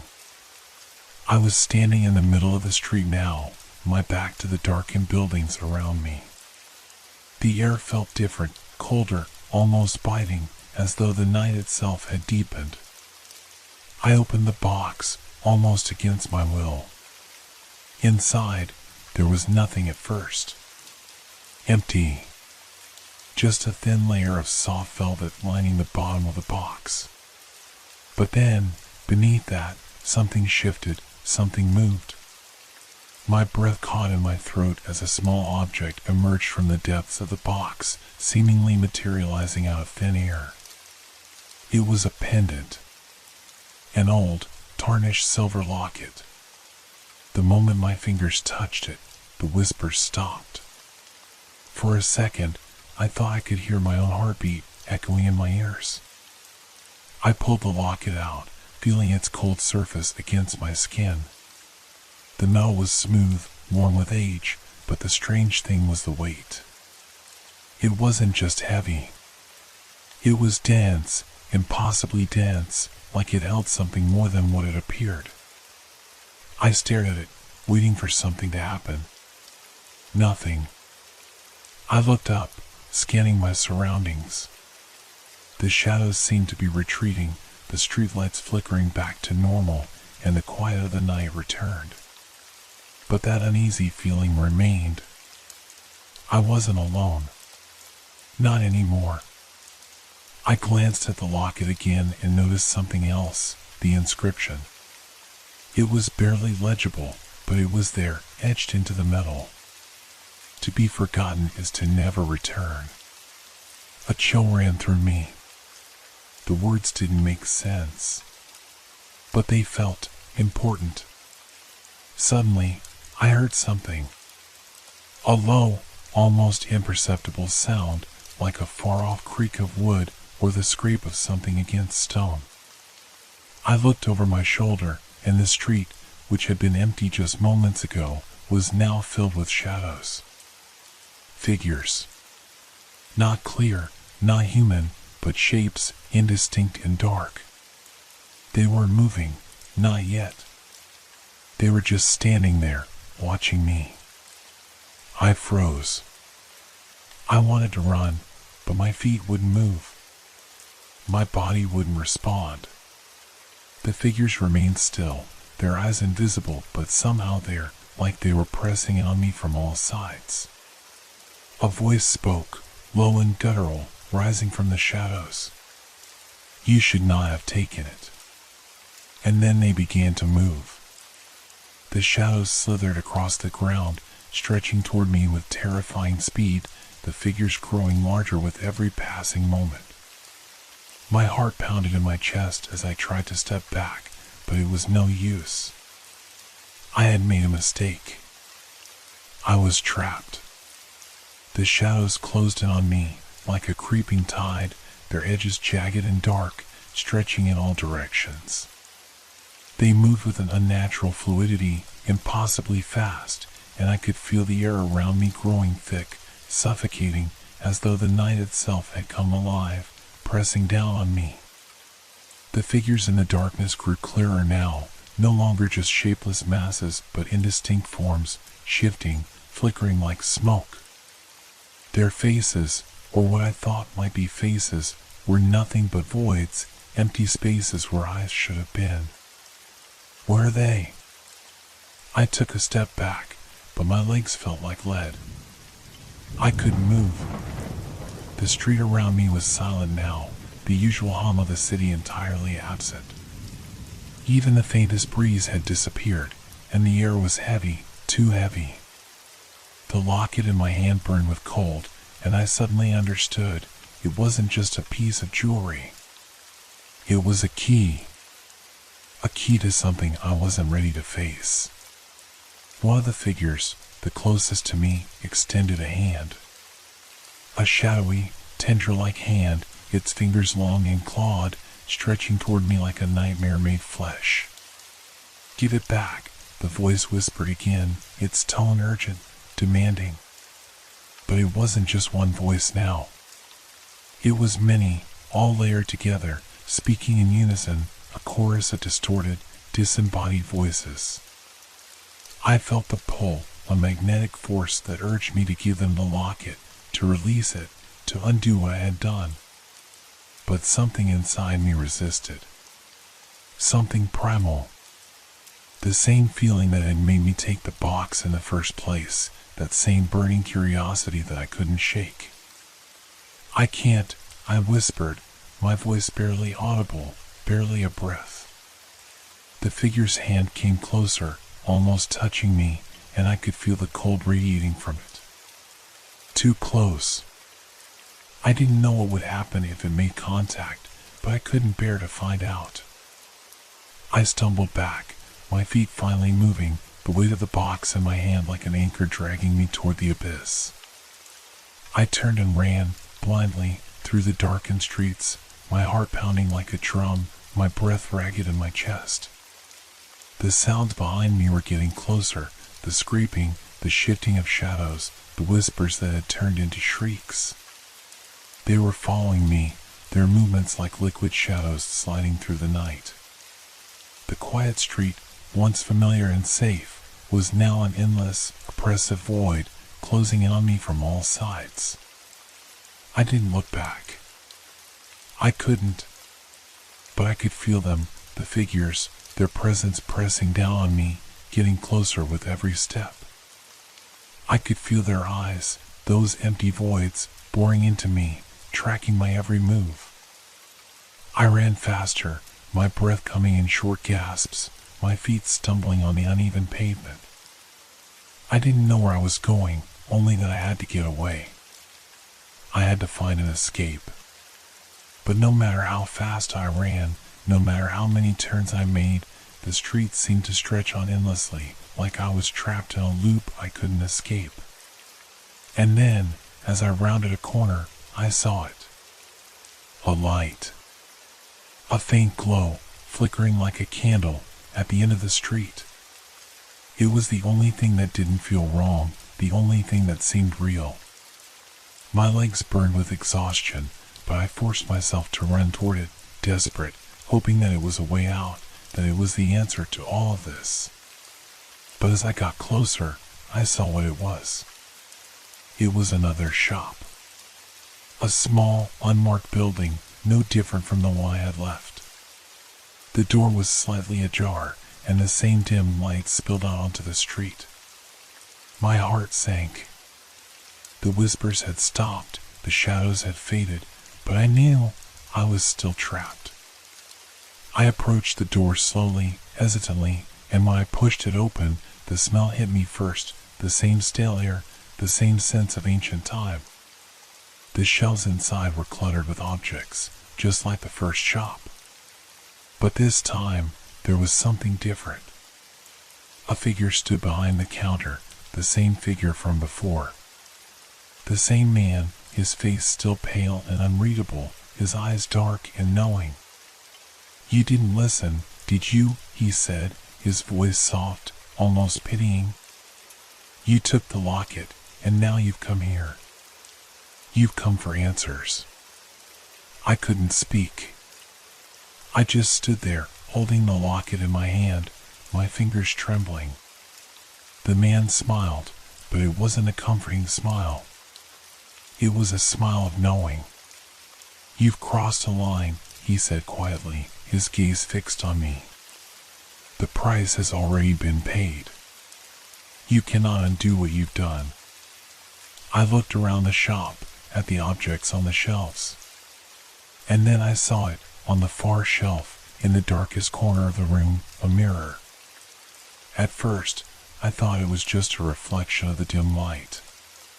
But then I realized that it was more than that. It wasn't a mirror at all. It was a window. A window into another world. I saw it clearly now, a version of the street outside, but wrong. The buildings were distorted, twisted, like they were bending under some unseen force. The sky above was dark, darker than it should have been, and the streets were empty, silent, as though the world had been erased. And there, standing in the center of the street, was the figure. The same dark, shifting shape I had seen before. The same presence, looming, waiting. It was waiting for me. "You see," the man said, his voice cold, "you're not just in this world anymore. You've crossed over. You're trapped in between. And this locket? It's the key. The only way out." I clenched my fists around the locket, feeling its weight, its power. But I knew, deep down, that there was no way out. Not unless I made a choice. The same choice that had led me here in the first place. And as the man's eyes met mine, I understood. There was only one way to escape. The locket in my hand grew colder. The chill seeped into my bones, gnawing at me, pulling at something deep inside. The reflection in the mirror, or the window, whatever it was, felt closer now, almost as if the figures in that distorted world were reaching out toward me. They weren't just shadows anymore, they were waiting for me, their eyes voids of emptiness, staring into me, through me. The man behind the counter didn't speak, but his eyes were full of quiet expectation, as though he knew exactly what I was thinking. The room felt smaller now, the shelves looming around me like walls closing in. The air was thick with a tension I couldn't escape, pressing down on me, suffocating me. "You can leave," the man said finally, his voice low and smooth, but not without a price. "There's always a price." His smile never wavered. "The locket, it's not just a key. It's a tether to both worlds." My heart hammered in my chest. The pieces were falling into place now, and I understood. The shop, the locket, the figures in the street, it wasn't just some strange coincidence. I had crossed some boundary, stepped into a world I wasn't meant to enter, and now there was no way back unless I gave something up. A choice. My mind raced, but my body felt heavy, too heavy to move. I looked at the mirror again, the window into that other world. The figures there were closer now. I could almost hear them, feel their presence creeping through the thin barrier between us. "What is it you want from me?" I asked, my voice trembling despite myself. The man didn't respond immediately. He just stared at me, his eyes dark, fathomless. Then, at last, he spoke, and his voice was like a whisper from a faraway place. "You already gave it. You gave a part of yourself when you touched the locket." I swallowed hard. "What does that mean?" "You didn't take the locket just to possess it," he said. "You took it because you wanted something. Something you lost. Something you wished you could get back." I froze. My mind flashed to the things I had lost, the days that slipped through my fingers, the regrets I had buried long ago. But there was something else, something that I didn't want to acknowledge. I had been running from it, hiding from it. What did I lose? I whispered, not sure if I even wanted to hear the answer. The man's eyes softened, but there was no pity in them. Only understanding. You lost time. Time you can never get back. And now, it's pulling you in. The mirror flickered then, and for a split second, the reflection of the street was gone, replaced by something more personal, more intimate. I saw myself, standing in the middle of an empty street, my face gaunt, my eyes hollow, a shadow of who I used to be. The locket hung from my neck, its cold chain tightening, as though it were tethering me to the vision of myself that I never wanted to become. No, I whispered, backing away from the mirror. This isn't me. It's a choice, the man said softly. You can stay. You can go back. But if you go back, you'll have to leave something behind. The words hit me like a punch to the gut. My chest tightened and my breath caught in my throat. Leave something behind. The thought haunted me. What would I be willing to lose? What could I lose? My memories? My regrets? The fragments of a life I was no longer sure I wanted? Or was it something worse? The figures in the mirror, no, the window, began to move again, their shadows stretching toward me. One of them stepped closer, closer, until I could see it clearly. Its form was indistinct, but there was something familiar about it, something I recognized. It was me. I gasped and took a step back, bumping into the counter behind me. The reflection of me in the mirror smiled. But it wasn't my smile. It was something twisted, something wrong. I can't stay, I said, my voice cracking. I can't be like that. I can't be you.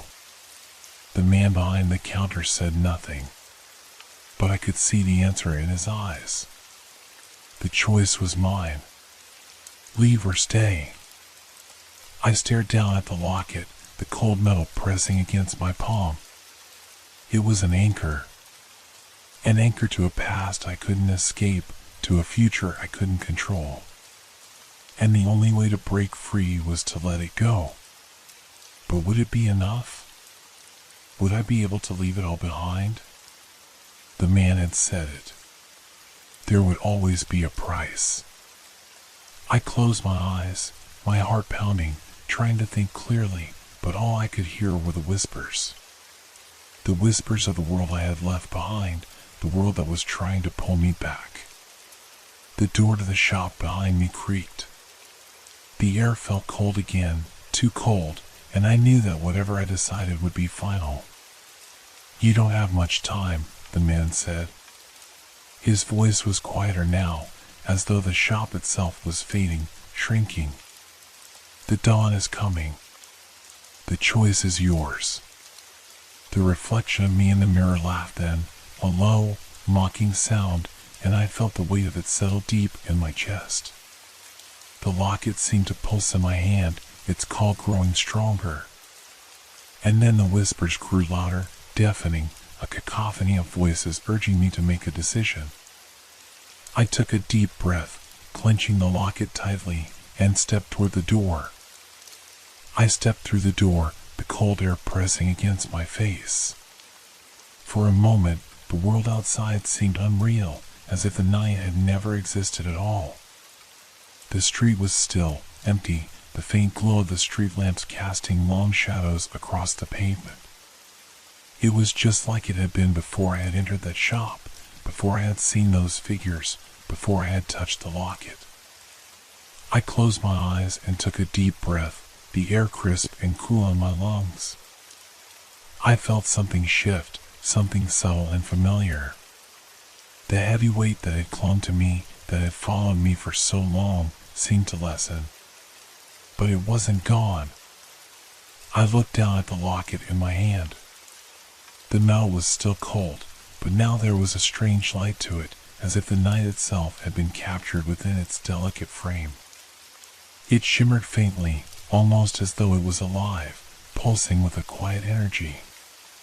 The choice had been made, but what was the price? I didn't know.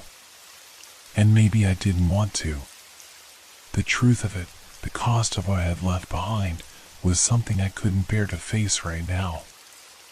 I glanced back at the door to the shop, now a shadow in the distance, and felt a flicker of doubt. What if I had made the wrong choice? What if it wasn't enough? But there was no time to go back. The first rays of dawn were beginning to break across the horizon, spilling pale light across the world. I stood there, the weight of the decision pressing on my chest. The morning light stretched out before me, offering nothing but an uncertain future. My mind raced, memories flickering in and out of focus, fleeting like the shadows that seemed to dissolve with the rising sun. Had I lost something? Had I gained something? A voice, soft and distant, echoed in my mind, the voice from the shop, the one that had warned me, that had told me of the price. You can never truly go back. Not completely. I let out a shaky breath, my fingers tightening around the locket. Suddenly, a figure appeared ahead of me, stepping out from an alleyway, a man, his face shadowed, but his presence unmistakable. It was the same man from the shop. His expression was unreadable, his eyes dark and piercing, but there was something different about him now. He wasn't watching me from behind a counter anymore. He was standing in front of me, as if he had always been here, always been a part of this world. You made your choice, he said softly, his voice carrying the weight of 1,000 unspoken truths. But you're still here. You're still part of this world. I didn't speak. I didn't know what to say. The world felt wrong. The shadows on the ground stretched unnaturally, like something was shifting beneath the surface. There was a sense of distortion, a feeling that the world I had returned to wasn't the same one I had left. You're not free, the man said, his gaze steady. Not yet. I shook my head, the words not making sense. But I left. I chose. You chose, he repeated, nodding slightly. But the price isn't something you can always see. It's something that stays with you. Lurking. Waiting. I swallowed hard, trying to make sense of his words. My mind raced, but I couldn't catch up with the confusion that swirled inside me. What had I lost? The man smiled faintly, a knowing smile, and turned to leave. But before he disappeared into the shadows, he spoke again, his voice low, almost like a whisper in the wind. The dawn isn't the end. It's just the beginning. And with that, he was gone. I stood there for what felt like an eternity, the first light of dawn breaking across the horizon. My feet felt rooted to the ground, my body heavy with the weight of the locket in my hand. The world around me seemed to hum with a quiet energy, an energy that I couldn't quite understand. But I knew one thing for certain. I wasn't the same anymore. The choice had been made, and I had crossed over. Whatever lay ahead, I would face it. The locket, still cold in my hand, was the only tether I had left. A symbol of what I had left behind, of what I had chosen to give up. But what remained? I didn't know. But I had to keep moving forward into the uncertain dawn where everything was possible and nothing was ever truly as it seemed.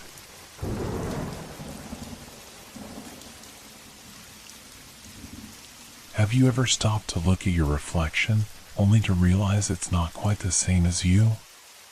That something in the mirror or the puddle isn't what you expected?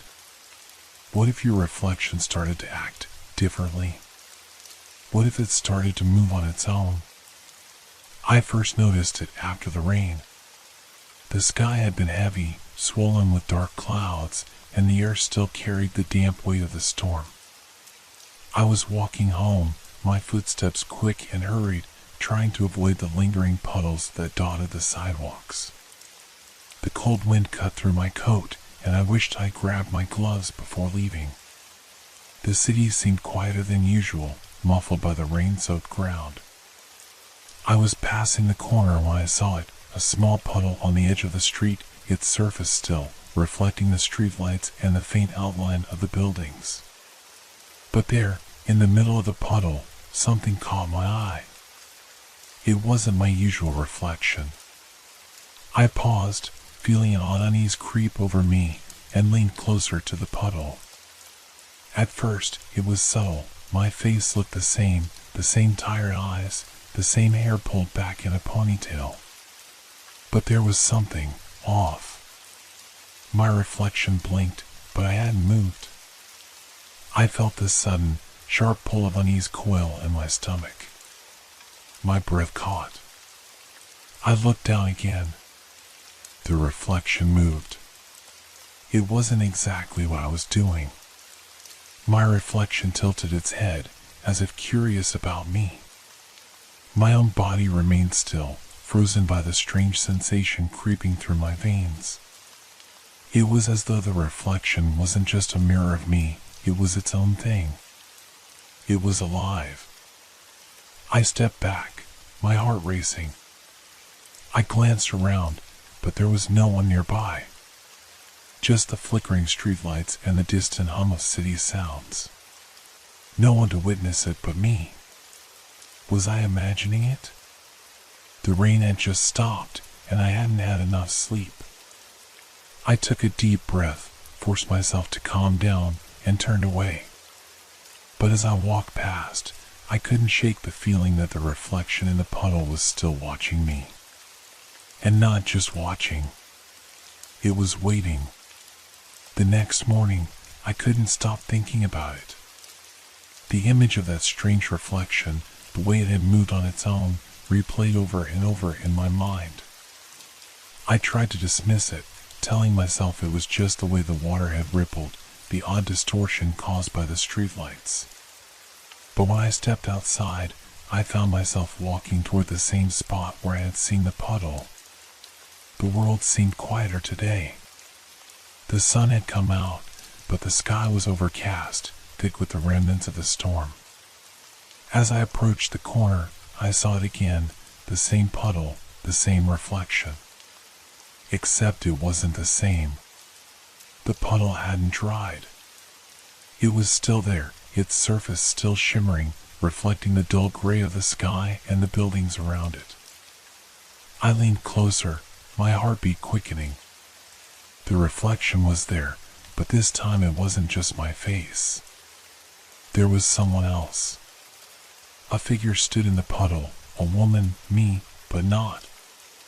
Her face was pale, her eyes dark and hollow. She was smiling, but it wasn't the smile I knew. It was twisted, a look of satisfaction. She didn't move like I did. Her movements were fluid, effortless, as if she was free to move however she pleased, independent of my own actions.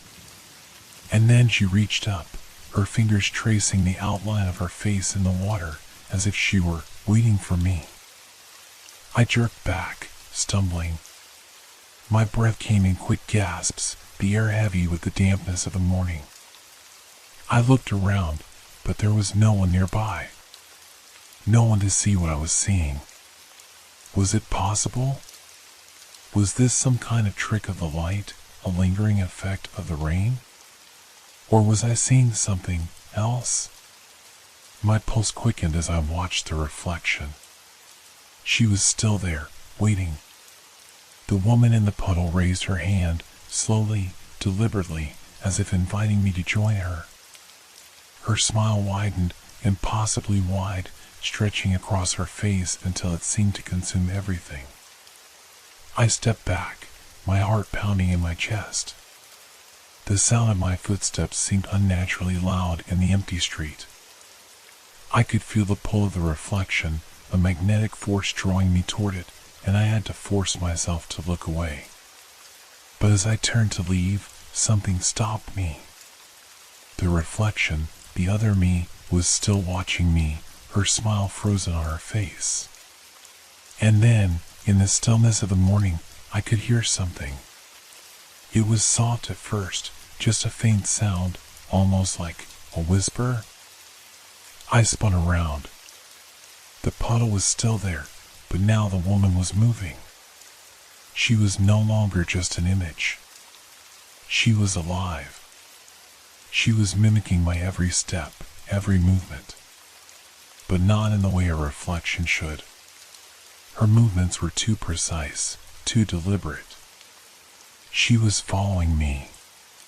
My heart pounded in my chest as I turned and hurried away, but I couldn't shake the feeling that she was still there, still watching. That I hadn't truly left her behind. The next few days were a blur. I couldn't focus on anything else, nothing but the image of that woman in the puddle, her smile stretching wider with every passing moment.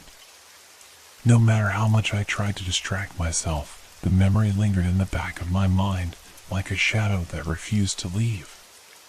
The puddle, however, remained unchanged. I couldn't stop myself from checking it every time I passed. Each time, the same sight greeted me. The same woman, her hollow eyes and that unnerving smile. She was always there, waiting, watching. But it wasn't just a puddle. No matter where I went, no matter how far I walked, I felt the sense of her presence following me. On the third day, I decided to confront it. The sky was gray again, clouds heavy and pregnant with rain. The streets were wet from a light drizzle that had just passed, and the familiar puddles were scattered along the sidewalks. But this time, as I walked toward the corner, I felt my heart hammering in my chest. The closer I got to the puddle, the more anxious I became. I told myself it was just a reflection. Just water. Nothing more. But when I rounded the corner, the puddle was there. And the woman was waiting. I couldn't help myself. I walked toward it, closer than I ever dared before.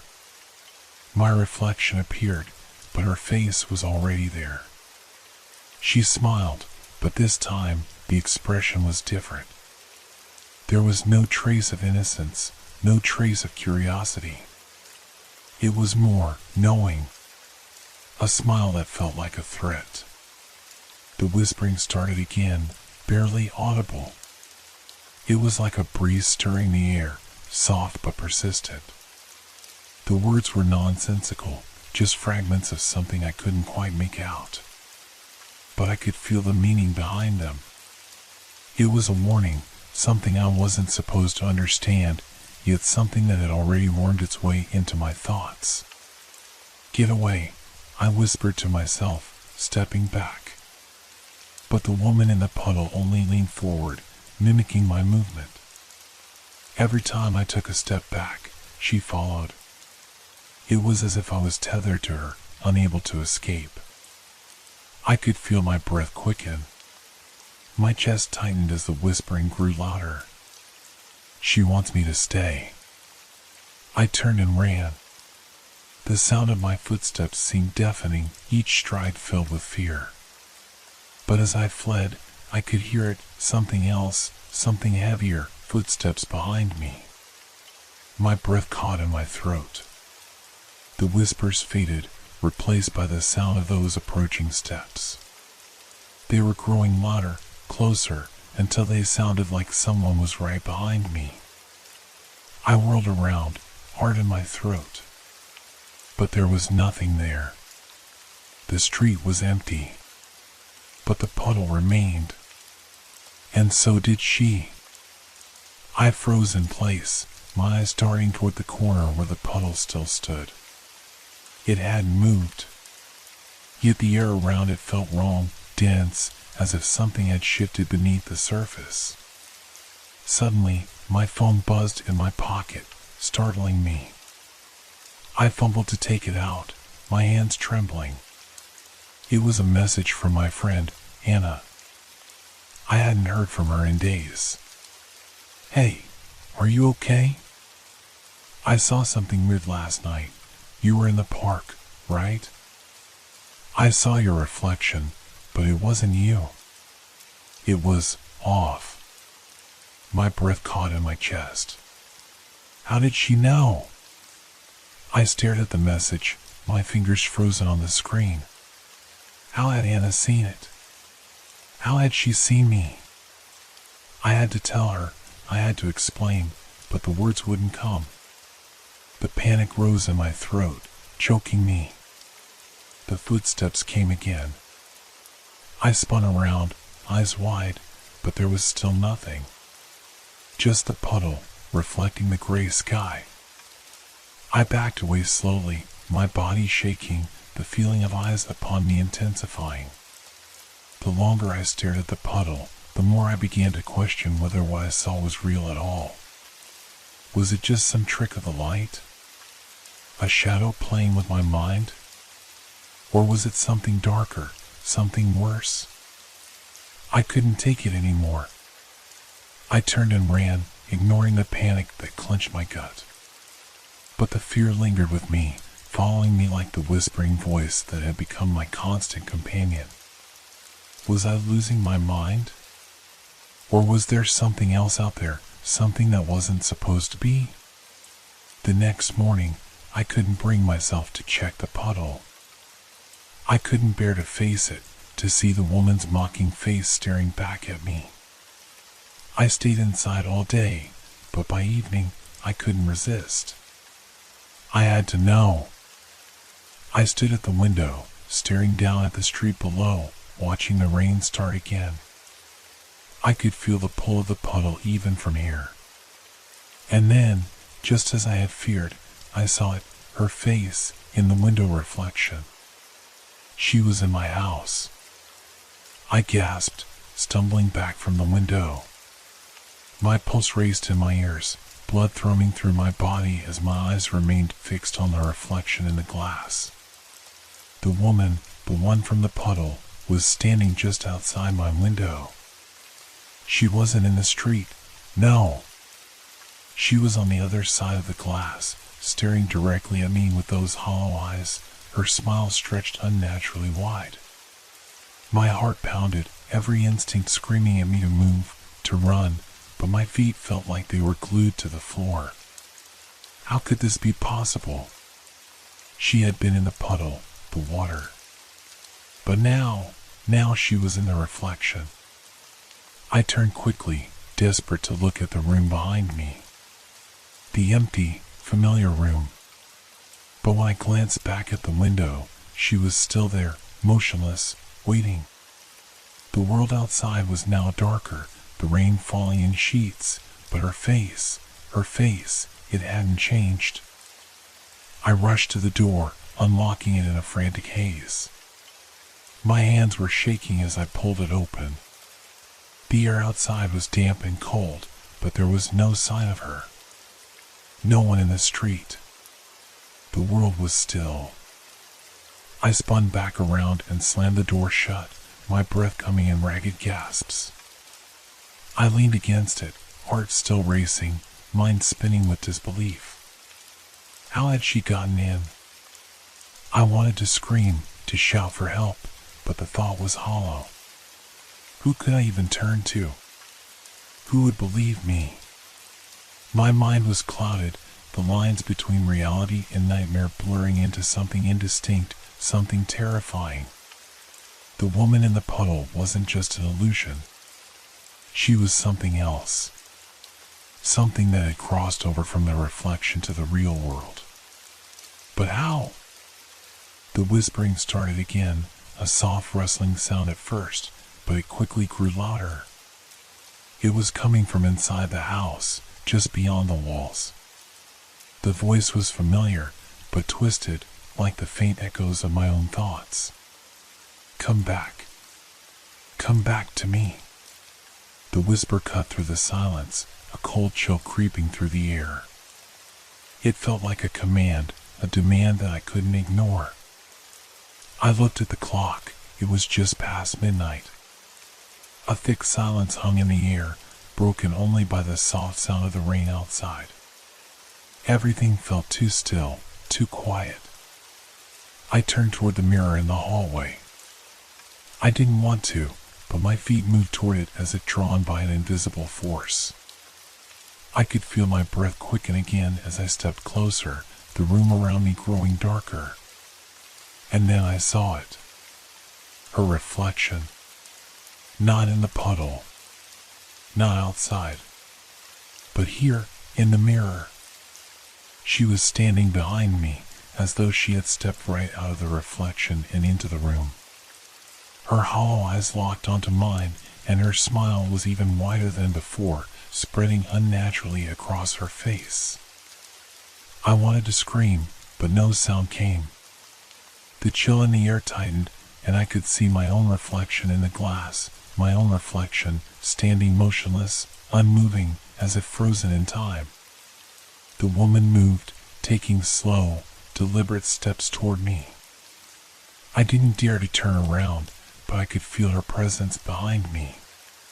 Her breath was cold against my neck, and I could hear her whispering, a low, guttural sound that made my skin crawl.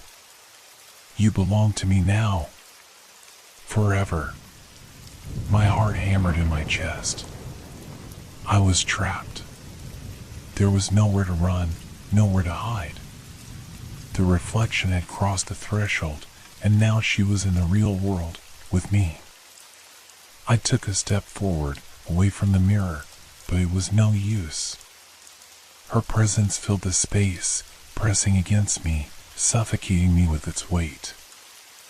I could feel her eyes on the back of my neck, the cold of her touch lingering on my skin even though she hadn't laid a finger on me. I couldn't move. I couldn't think. The whispering grew louder, more insistent. You can't escape. I squeezed my eyes shut, trying to block out the sound, trying to drown it out, but it was impossible.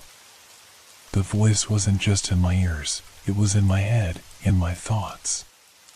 It was everywhere.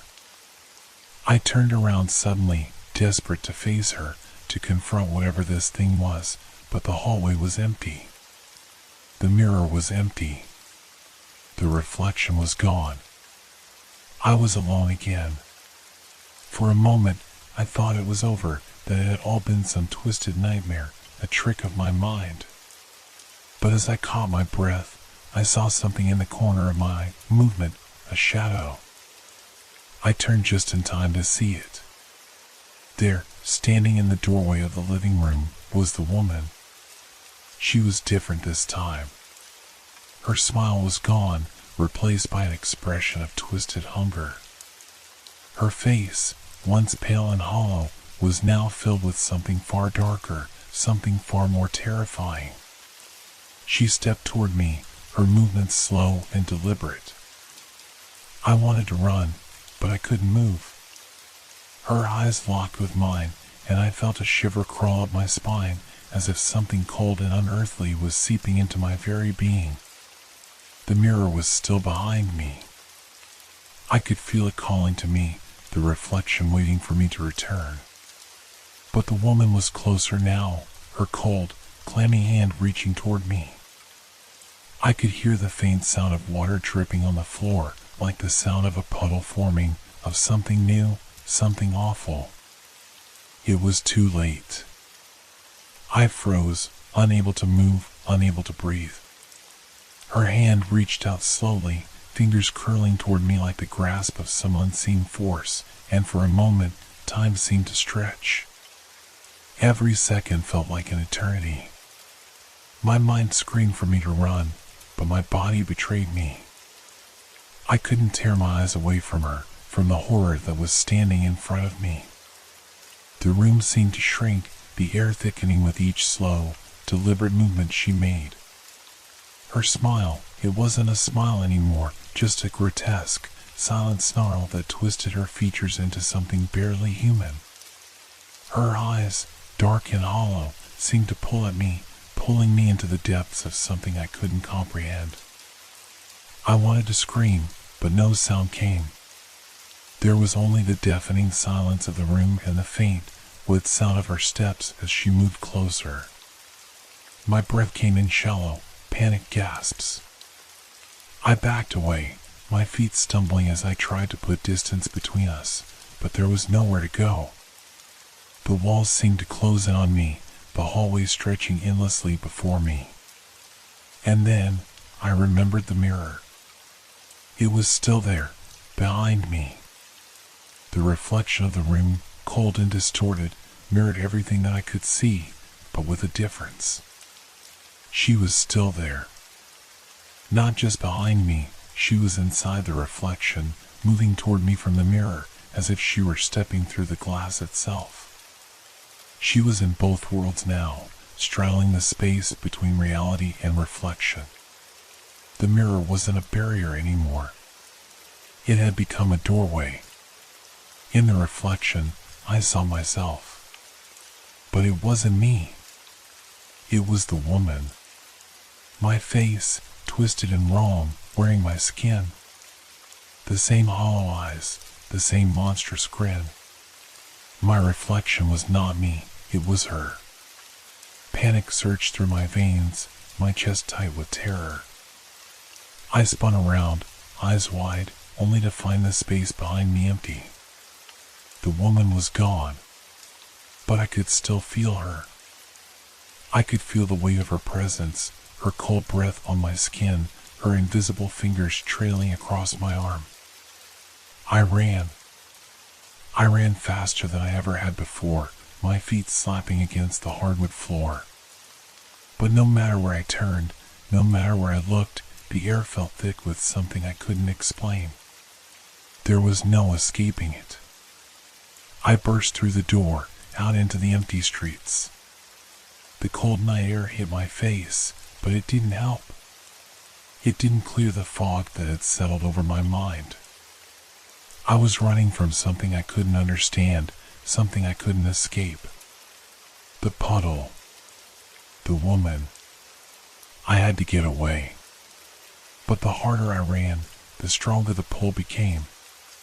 My legs were weak, my breath ragged, but I kept moving, faster, faster, desperate to put distance between myself and the nightmare that had consumed me. The reflection, her reflection, was following me. I could feel it in my bones. And then I turned a corner. There it was. The puddle. It had appeared again, as if waiting for me. The water shimmered under the dim streetlights, reflecting the world above, but not the world as it should have been. The reflection in the puddle wasn't just a familiar street, it was a distorted version of it, warped and twisted by something dark. I stopped, my heart pounding in my chest. I couldn't look away. I couldn't turn back. I knew what would happen if I didn't face it. Her face appeared in the puddle, just like before. The woman's face, her smile, her eyes. But this time, it was worse. Her reflection was no longer just a face. It was her entire form, standing in the puddle, looking up at me. I could see the way her figure shifted unnaturally, the way she moved in the water, as if she were alive in some twisted, submerged reality. And then, she moved. Not just the reflection. She moved. The woman stepped forward, pulling herself from the puddle, her body emerging from the water like some nightmarish specter. Her form was blurry at first, shifting like ripples on the surface, but as she rose, she took shape. The same distorted, otherworldly smile, the same hollow eyes locked onto mine. She was here. In front of me. In my world. I stumbled back, my feet tripping over the pavement, but she advanced, slowly, inexorably. The rain had started again, light and gentle, but it did nothing to wash away the fear that had taken root deep inside me. The puddle beneath her began to spread, the water rising as if it had a life of its own, swirling around her feet. Her voice, soft but clear, cut through the silence. "You can't escape me." I couldn't breathe. I couldn't think. The world around me felt like it was bending, warping, folding in on itself. I was no longer standing in a street. I was standing in a void, a space between worlds. Her presence filled everything, filling the air, filling my mind, drowning me in terror. I reached for my phone, desperate to call someone, anyone, but when I looked down at the screen, it was blank. No signal. No connection to the outside world. The darkness had swallowed everything. She took another step toward me, and I felt my legs give way beneath me. I collapsed to the ground, my back pressed against the cold, wet pavement, and I looked up into her eyes, eyes that were so empty, so cold. "I've been waiting for you."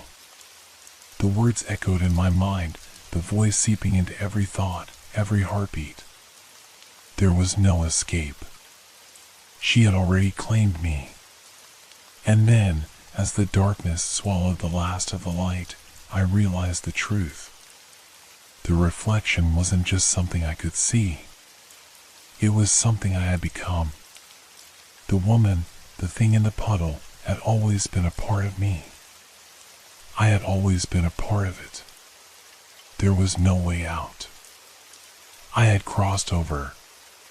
And now, I would never leave. The world around me had become a cold, unfeeling blur. The streetlights flickered, their glow weak and uncertain, as though they were afraid to cast their light too far.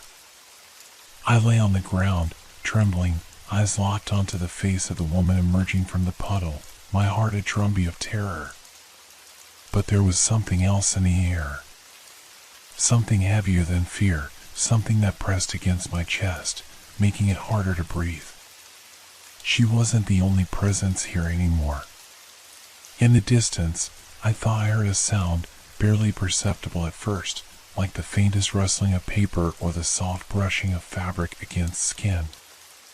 Then it grew louder, clearer, a slow, deliberate shuffling, like footsteps from behind. The kind of footsteps that you couldn't place, but knew were there, following you, always just out of sight. My head spun, every sense on alert, but there was nowhere to hide. No safe corner to retreat to. I tried to scream, but no sound left my lips. My body felt heavy, numb, as if the weight of the night had settled into my bones. The woman, her, was standing now, towering over me. Her eyes, those eyes, were wide and unblinking. They were the only thing real in this nightmare. Everything else seemed wrong. The puddle around her continued to spread, its surface now undulating like the tide, its ripples bending the reflection of the world in strange, unnatural ways. The rain no longer fell as it should, but instead hung suspended in midair, droplets frozen in time. And then, her smile, twisted and sharp, split open. It stretched wider than any human smile could, her lips parting to reveal rows of teeth, jagged and broken. A smile so wide, it threatened to swallow the world. "You're here with me now." The words echoed inside my head, but they weren't her voice anymore. The voice was mine. I realized then, the horrifying truth, the reflection wasn't just her. It was me. It was us. I wanted to move, to run, but the air felt thick with an oppressive weight that pinned me to the ground. Every breath was a struggle, every heartbeat a painful reminder of how hopeless it all was. The reflection wasn't just a mirror of me. It was my shadow, my double, my other self. "You've always been here," the voice whispered again, and this time I understood. The puddle had always been a door, but I had never known it. My reflection, my other half, had been waiting for me just beneath the surface. All those times I had seen myself in the water, in the mirror, those moments were just echoes of what had always been. A part of me, buried deep inside, had been drawn to it. To her. The sound of footsteps behind me grew louder, closer now. But when I turned, there was no one there. Only the dark, empty street stretching endlessly in both directions. But it wasn't empty. I could feel it. I could feel them. The reflection in the puddle shifted again, and this time, the face I saw wasn't just a woman anymore. It was mine, too. My face, twisted, distorted, and unrecognizable. The woman's grin mirrored my own expression. We were one now. No difference, no boundary between us. We're together, the voice said. Forever. And now was when I realized this wasn't just a nightmare. This was my new reality. The space between the world and the reflection had shattered. There was no line anymore. The boundary was gone. I stood, my legs weak, trembling beneath me, but still I forced myself to move. Away from the puddle, away from the reflection, away from her. But it was too late. I felt the cold grip of something, someone, behind me, pulling me back. The puddle had expanded, its surface now consuming the entire street. The woman's figure emerged from it, but it wasn't just her. It was all of us. The reflection, the truth of who we were, was no longer confined to the water. It was everywhere. It was in me. I turned to face her one last time, but when I looked into her eyes, I saw nothing. The woman was gone. There was only the reflection of myself, twisted and wrong, staring back at me. The darkness was pulling me in, wrapping around me like an embrace. My skin felt like it was fading, slipping away. I wanted to scream, but my voice was lost. The reflection was no longer just a reflection, it had become my own. And I was becoming part of it. We are one now. The words echoed once more, louder this time, a thunderous declaration. And then, everything went dark. I was no longer sure where I ended and she began.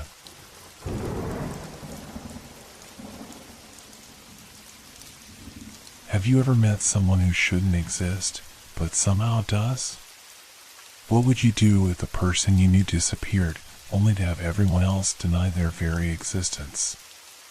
Would you believe your eyes, or would you start to question everything?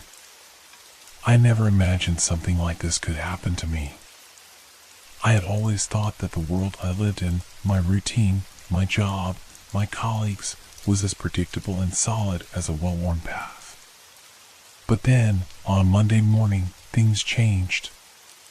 It started like any other day at the office. The same hum of fluorescent lights overhead, the clatter of keyboards and phones, the endless paperwork. But that morning, something was different. I couldn't put my finger on it at first, but there was a shift in the air, a subtle, almost imperceptible change. As I walked through the open plan office to my desk, I noticed everyone talking in hushed voices, their faces a little too tense. "Morning, Tom," my colleague Clara said as I passed her desk. But she didn't look up from her screen. Her words felt distant.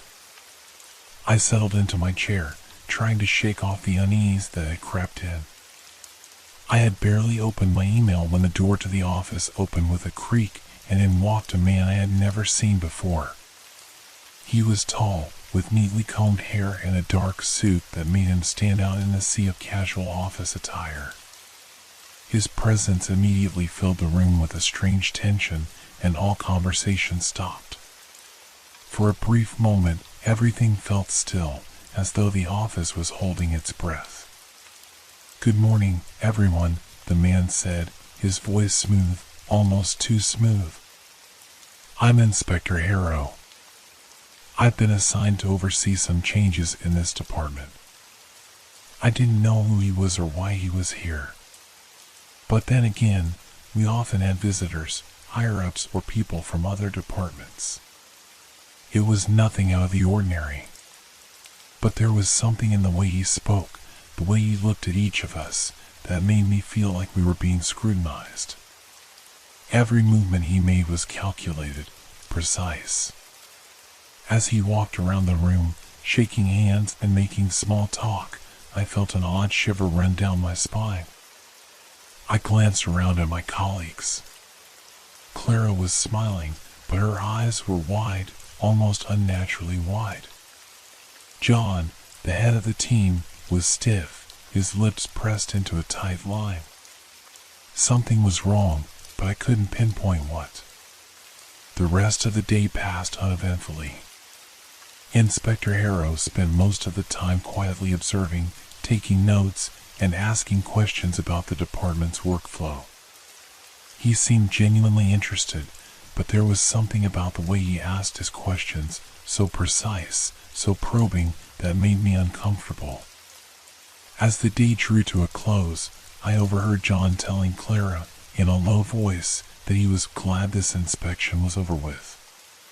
But then, something strange happened. As I was leaving the office, I noticed the door to the conference room where Harrow had been meeting with the team was slightly ajar. I could hear voices inside. But when I stepped closer, I froze. There was no sound. No movement. The room was empty. I backed away slowly, my pulse quickening. Had I imagined it? Was I just hearing things? But no, I was sure I'd heard voices, real, human voices. I turned to glance at the clock. It was just after 6. Everyone had left, or so I thought. The next morning, I arrived at the office a little earlier than usual. I was still shaken by the strange encounter with the empty conference room, but I brushed it off as my mind playing tricks on me. The fluorescent lights buzzed overhead as I walked in. But when I reached my desk, something caught my eye. A small envelope tucked under my keyboard. I opened it carefully, feeling the weight of it, and found a note inside. Inspector Harrow has already left. He was never here. My heart skipped a beat. I looked around the office. Everything seemed the same, yet everything felt different. Clara, John, and the others were gathered at their desks, talking like it was just another ordinary day. But there was one thing I couldn't ignore, the fact that no one seemed to remember who Inspector Harrow was. I stood there, staring at the note in my hand, trying to make sense of what it meant. I had just met Inspector Harrow the day before. He had been there, in the office, speaking to everyone. So why did this note claim that he had never been here? My mind raced, 1,000 thoughts colliding in confusion and disbelief. "Tom, you alright?" Clara's voice broke through my thoughts. I looked up, meeting her concerned gaze. "Yeah, I'm fine," I managed to say, though my voice felt foreign. I couldn't bring myself to tell her about the note or about the emptiness in the conference room after Harrow had left. Not yet. Maybe I was just overthinking things. Maybe I had imagined it all. But deep down, I knew something was wrong. Very wrong. As the morning passed, I found it impossible to shake off the unease that had settled in my chest. The office felt colder than usual, despite the constant hum of the air conditioning. The sounds around me seemed distant, muted, like the world had been muffled just for me. Even Clara, sitting right across from me, felt farther away than she ever had before. I tried to focus on my work, but the note in my pocket was a constant reminder of something that didn't add up. When lunchtime came, I decided to take a walk outside, hoping some fresh air would clear my head. The city was as busy as ever, with people rushing about, unaware of the storm brewing inside me. But when I returned to the office, things had taken another strange turn. I entered through the glass doors and immediately noticed a shift in the atmosphere. The air was heavier, filled with a tension I couldn't explain. My colleagues were moving around, but there was a new edge to their actions, as if they were all on edge, waiting for something. Waiting for someone. Tom. John's voice cut through the murmurs.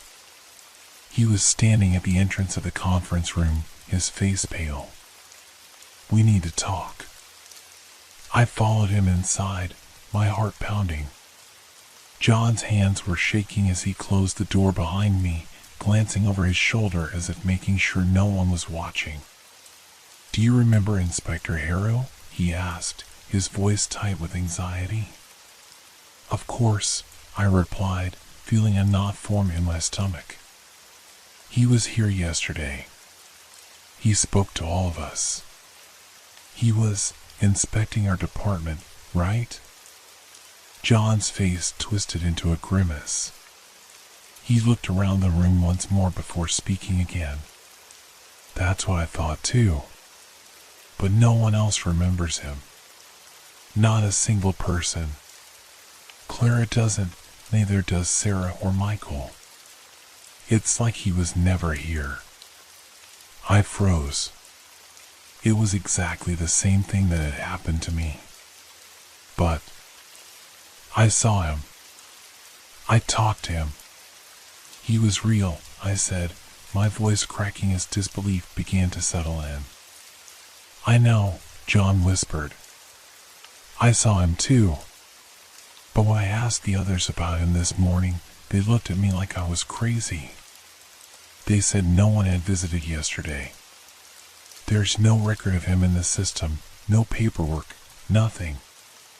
A chill ran down my spine. Was this some sort of elaborate joke? Was I losing my mind? But you remember him, don't you? I asked, my voice shaky. John's eyes narrowed. I do, but the others don't. And now I don't know what to believe. I went to HR, tried to find something, anything on Inspector Harrow, but there's nothing. He doesn't exist in any of the records. I felt a growing panic claw at my chest. The walls of the office seemed to close in around me, and the fluorescent lights above flickered, casting a sickly glow on everything. My mind raced. What was happening? Did you hear about the fire drill last week? John asked suddenly, his voice lowering. There was a guy in charge of that too. Tall, dark suit, looked just like Harrow. Same precise demeanor. But when I tried to talk to him later, no one remembered him either. I stared at John, my mind reeling. How is that possible? How can no one remember him? I don't know, he whispered, looking both ways before leaning in closer. But I've been digging around. Some of the other departments have had similar incidents. People showing up, doing their job, and then disappearing as if they never existed. It's like they're erased from memory. My head spun. This couldn't be real. This couldn't be happening. John, what do we do? I asked, panic creeping into my voice. What's going on? John shook his head. I don't know, but I think we need to find out more about him. If he's not real, then where did he come from? And why is he here? I glanced toward the door. The office outside seemed the same, but the air felt heavier now, thick with an invisible presence. I couldn't shake the feeling that someone, was watching. My every move, my every breath.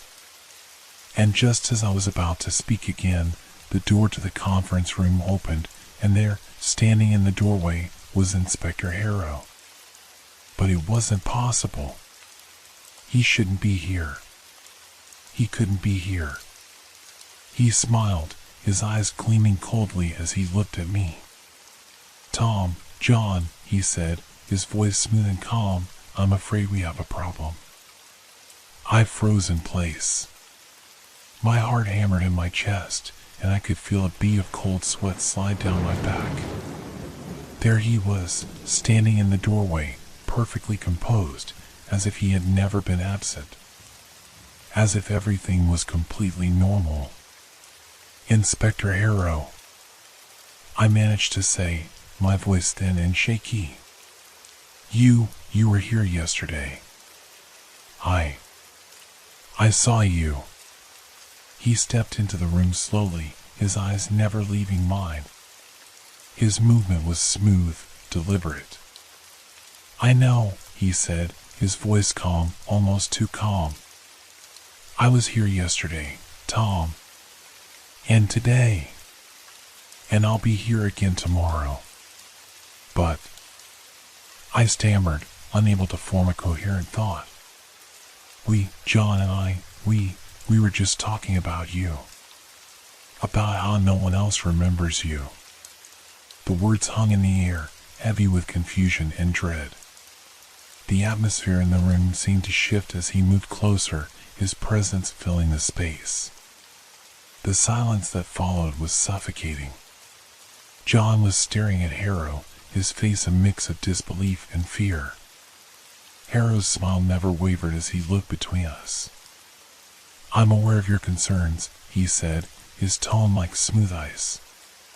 "But let's not get ahead of ourselves, gentlemen. There are things happening here that you don't yet understand. Things you're not meant to understand. Not yet." John and I exchanged a glance, but neither of us could say anything. The air was thick with unease, and the more I looked at Harrow, the more it felt like the world around us was bending, warping, as though reality itself was stretching and twisting in ways I couldn't comprehend. I wanted to ask him how he could be here when the others had no memory of him, but the words caught in my throat. I could feel the weight of his gaze on me, like he was waiting for something.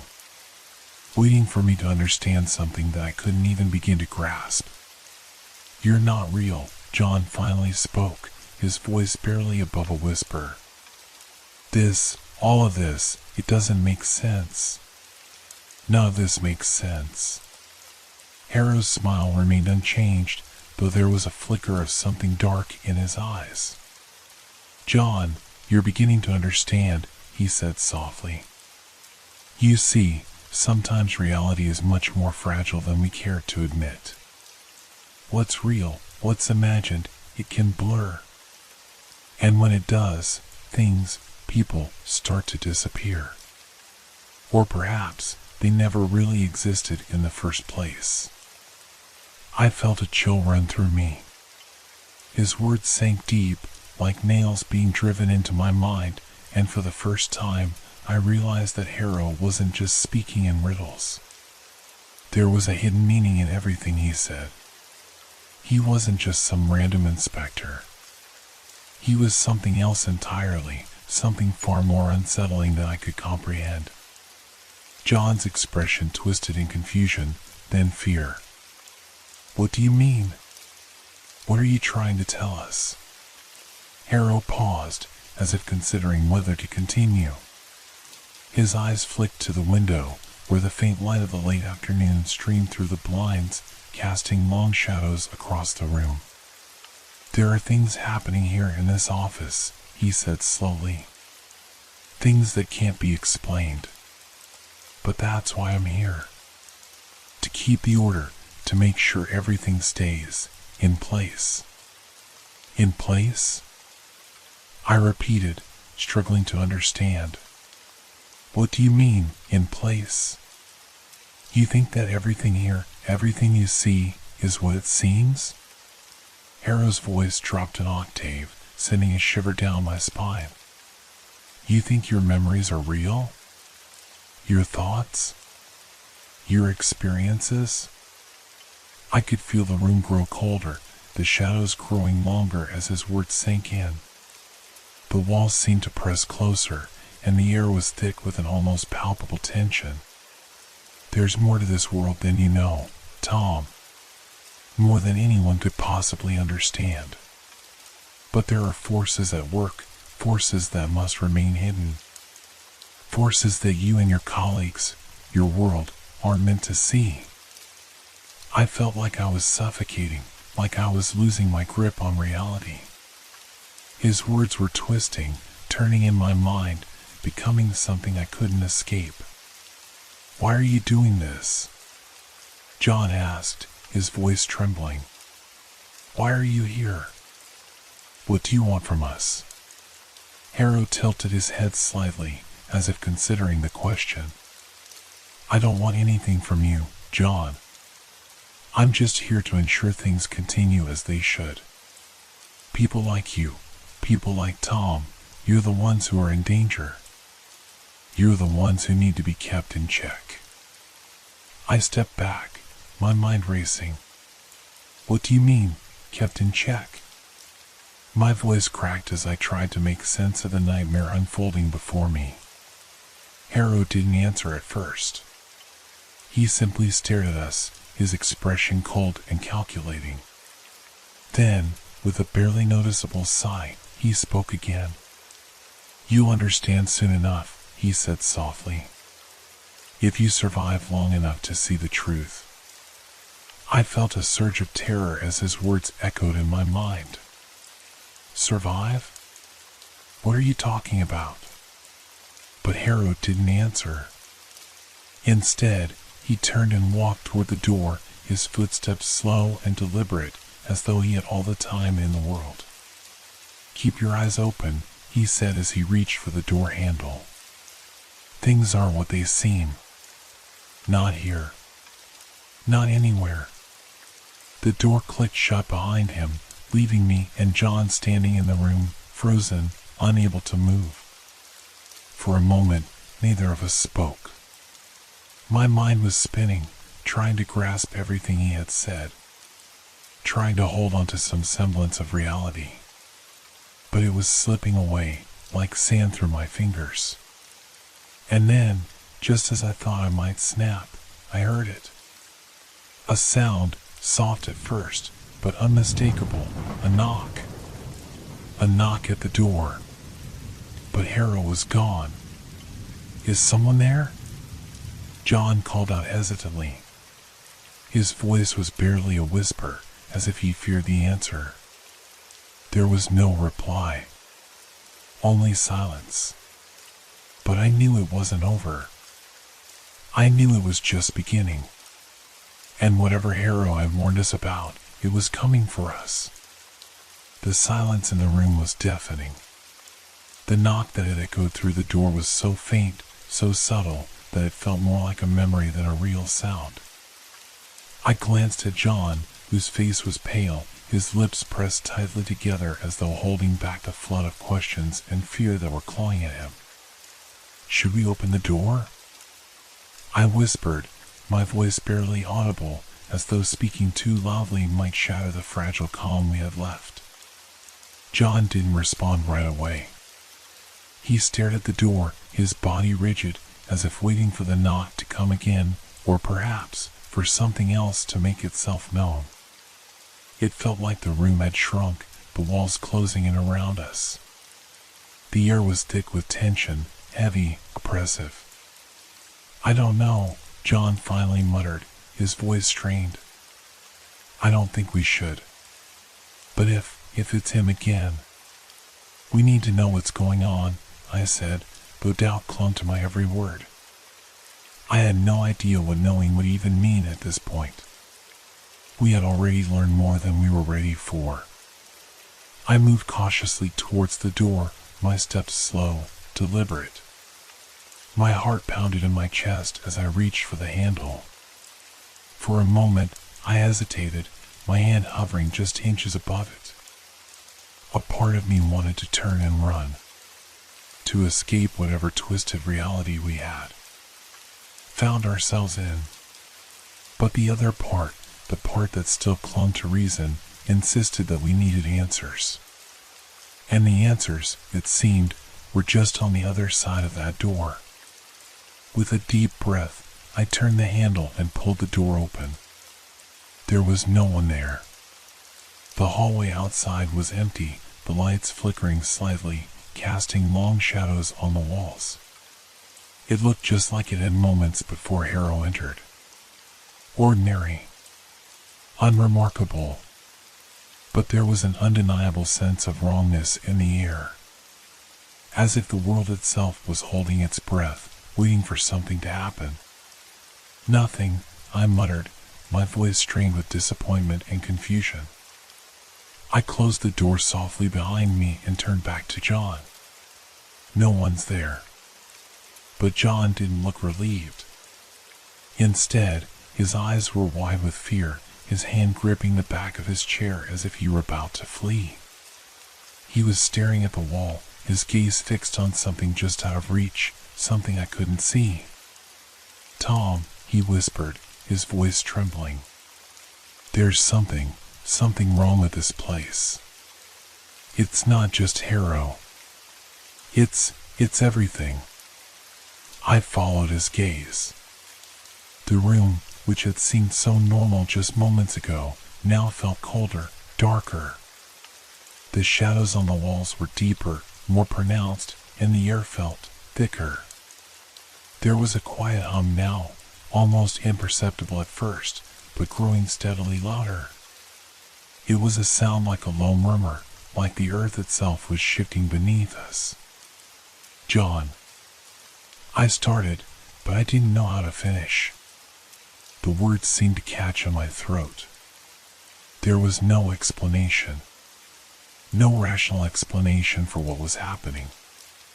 "I know," he said, his voice hollow. "I can feel it too. It's like the world is slipping. Like we're not supposed to be here." I wanted to tell him that it was just stress, that it was just our minds playing tricks on us. But deep down, I knew that wasn't the case. Something was very, very wrong. The hum grew louder, now accompanied by a faint rustling sound, like paper being shuffled or footsteps dragging across the floor. It seemed to be coming from all around us, but when I looked, there was nothing. No one. And then, the door swung open again. I spun around, but this time it wasn't John who had opened it. It wasn't me either. The door had opened on its own, slowly, with a soft creak. And standing there, silhouetted by the dim hallway light, was Harrow. He stood motionless, his eyes dark and unreadable. He didn't speak, but I could feel his presence like a weight in the room. Heavy, oppressive. His figure was framed by the doorway, but something was different. He seemed less tangible, more like a shadow, a distorted reflection of a man. The air grew colder still, and I could see my breath fogging in the space between us. "Ow!" I started to ask, but my voice caught in my throat. "I told you," Harrow's voice echoed, though his lips didn't move. It was like the sound was coming from everywhere at once. "Things aren't what they seem. You've crossed into a place where the lines between what's real and what's imagined are blurred. You can't leave, not now." "Leave?" I repeated, panic rising in my chest. "What do you mean?" We didn't choose this." Harrow stepped forward, his movements eerily fluid. His figure flickered, almost like a bad reception on an old television screen. "You're here because you're meant to be here," he said, his voice strangely hollow. "And now, you can't go back." I reached out, desperate to understand. "What do you want from us? Why are you doing this?" His eyes met mine, and in that moment, I felt as though I were looking into the depths of something ancient, something beyond comprehension. "I'm not the one doing this," he said, his voice colder than before. You're the ones who've disturbed the balance. You're the ones who've triggered this. My head spun. Disturbed what balance? What are you talking about? But Harrow didn't answer. Instead, he stepped fully into the room, and the door slammed shut behind him with a deafening bang. I was trapped. The room felt smaller, the walls pressing in as I tried to make sense of everything. It was like something in the very fabric of reality had shifted, and I had no idea how to fix it. All I knew was that the longer I stayed, the more I could feel the boundaries between the world I knew and the world Harrow had brought us into crumbling. And whatever this was, it wasn't over. It was only beginning. John, we need to, I began, but I stopped, my throat tightening as I turned to look at him. He was staring at the floor, his face pale, his body trembling. Tom, he whispered, his voice barely audible. I think we're already gone. Before I could respond, the lights flickered, and then everything went black. The last thing I heard was Harrow's voice, soft and chilling, drifting through the darkness. You've already crossed the line. There's no going back. The darkness enveloped us completely. I tried to move, to speak, but my limbs felt heavy, as though the weight of the air itself was pushing down on me. My heart raced, every beat a loud drum in the silence, and the only sound that reached my ears was my own shallow breathing. I reached out, my hands brushing against something cold. The walls? The floor? I couldn't tell. It felt like the very space around us was bending, warping, shifting. John? I whispered, but I wasn't sure if he could hear me. My voice sounded distant, muffled by the thick, oppressive blackness. No response. I stumbled forward, my hands reaching out in a desperate attempt to find something, anything solid. There was nothing. The space around me was infinite, and yet suffocating. It felt like I was trapped in a place that shouldn't exist. Suddenly, a soft light flickered in the distance, like the faint glow of a faraway star. I moved toward it instinctively, driven by a need to escape the consuming darkness. With each step I took, the light grew brighter, sharper. It was no longer just a glow, it became a shape. A door. The door was the same as the one Harrow had stood in front of earlier. The same handle, the same wooden frame, but this time it seemed to beckon me. I reached for the handle, my fingers trembling. When I turned it, the door creaked open with a noise so loud that it seemed to pierce the silence. On the other side was the room I recognized, the office. The place where everything had started. The desk, the chairs, the windows, everything was just as it had been before Harrow came. But there was something wrong. The air was heavy with a sense of foreboding, and the light that poured in from outside was unnatural, casting strange shadows across the room. I stepped inside, and the door slammed shut behind me with a force that rattled the walls. John? I called out again, louder this time. There was no answer. I walked toward the desk, my feet moving almost on their own. Something in the air felt different. The space felt thinner, like I was no longer standing in the same place I had just a few minutes ago. Then I saw it. Sitting on the desk, in the exact same spot where I had left it, was the file. The one Harrow had shown me. The one that had started this whole nightmare. I hadn't touched it since the night Harrow came, but now it sat there, staring at me, waiting for me to open it again. I hesitated. My mind screamed at me to walk away, to leave the file alone, but something pulled me toward it. It was as if it knew I couldn't leave without understanding what it held. With trembling hands, I opened the folder. The pages inside were blank. But then, the words started to appear. Slowly at first, like ink bleeding into the paper. The text was jagged, uneven, and the letters seemed to shift and twist as I read them. "You shouldn't have opened this," it read. "You've already crossed the point of no return. There is no escape." My heart stopped. The words weren't just on the page, they were in my mind, echoing with the same chilling tone. Suddenly, the room began to distort again, the walls warping, the furniture melting away into shadows. The desk, the windows, everything gone. I felt myself being pulled, dragged, as if the world itself was unraveling around me. And then, I saw him. Harrow. He stood in the doorway, but this time, he wasn't alone. Behind him, barely visible in the dim light, were figures. Shadows. People. No, not people, but something else. Their faces were indistinct, blurry, like they were part of a dream, shifting in and out of existence. "Tom," Harrow's voice was low, almost a whisper. "It's too late. You can't undo what's been done." I tried to speak, but my mouth was dry, my voice lost in the chaos that was swallowing the room. My vision blurred, the edges of reality slipping away as if it were all just a trick of the light.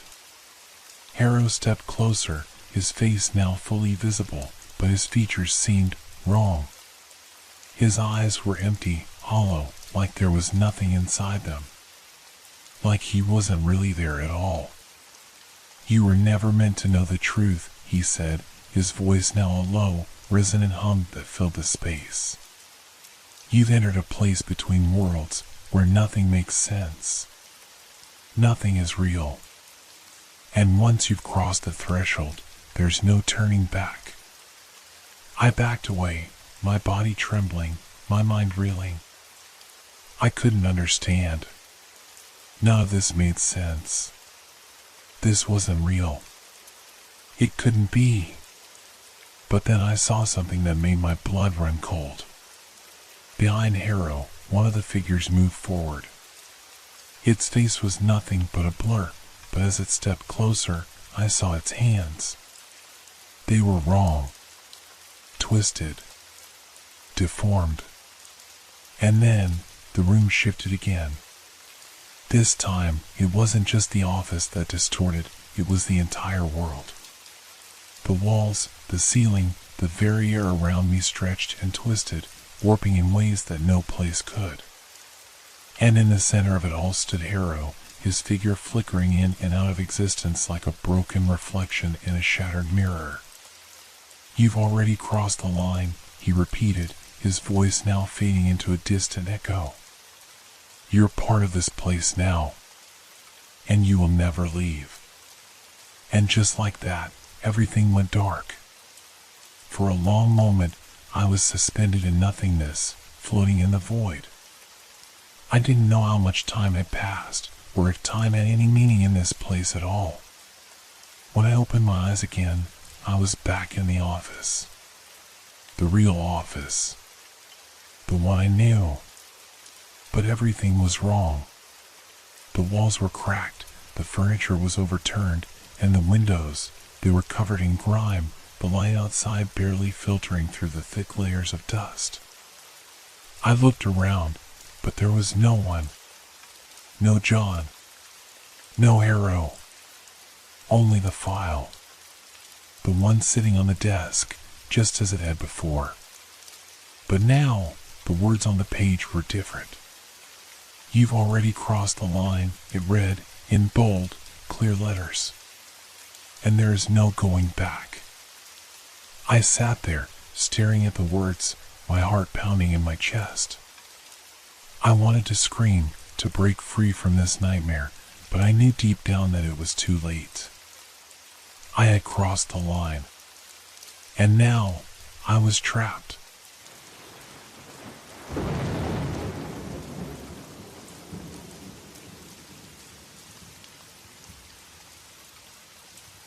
This has been a long, dark journey through the night with Whisper Crowley. Thank you for staying with us until the end. Leave a like if these stories made you look at the darkness a little differently, and share in the comments what you enjoyed most or what gave you chills. Make sure to subscribe so you don't miss our next Sinister Whispers. Until we meet again in the world of shadows.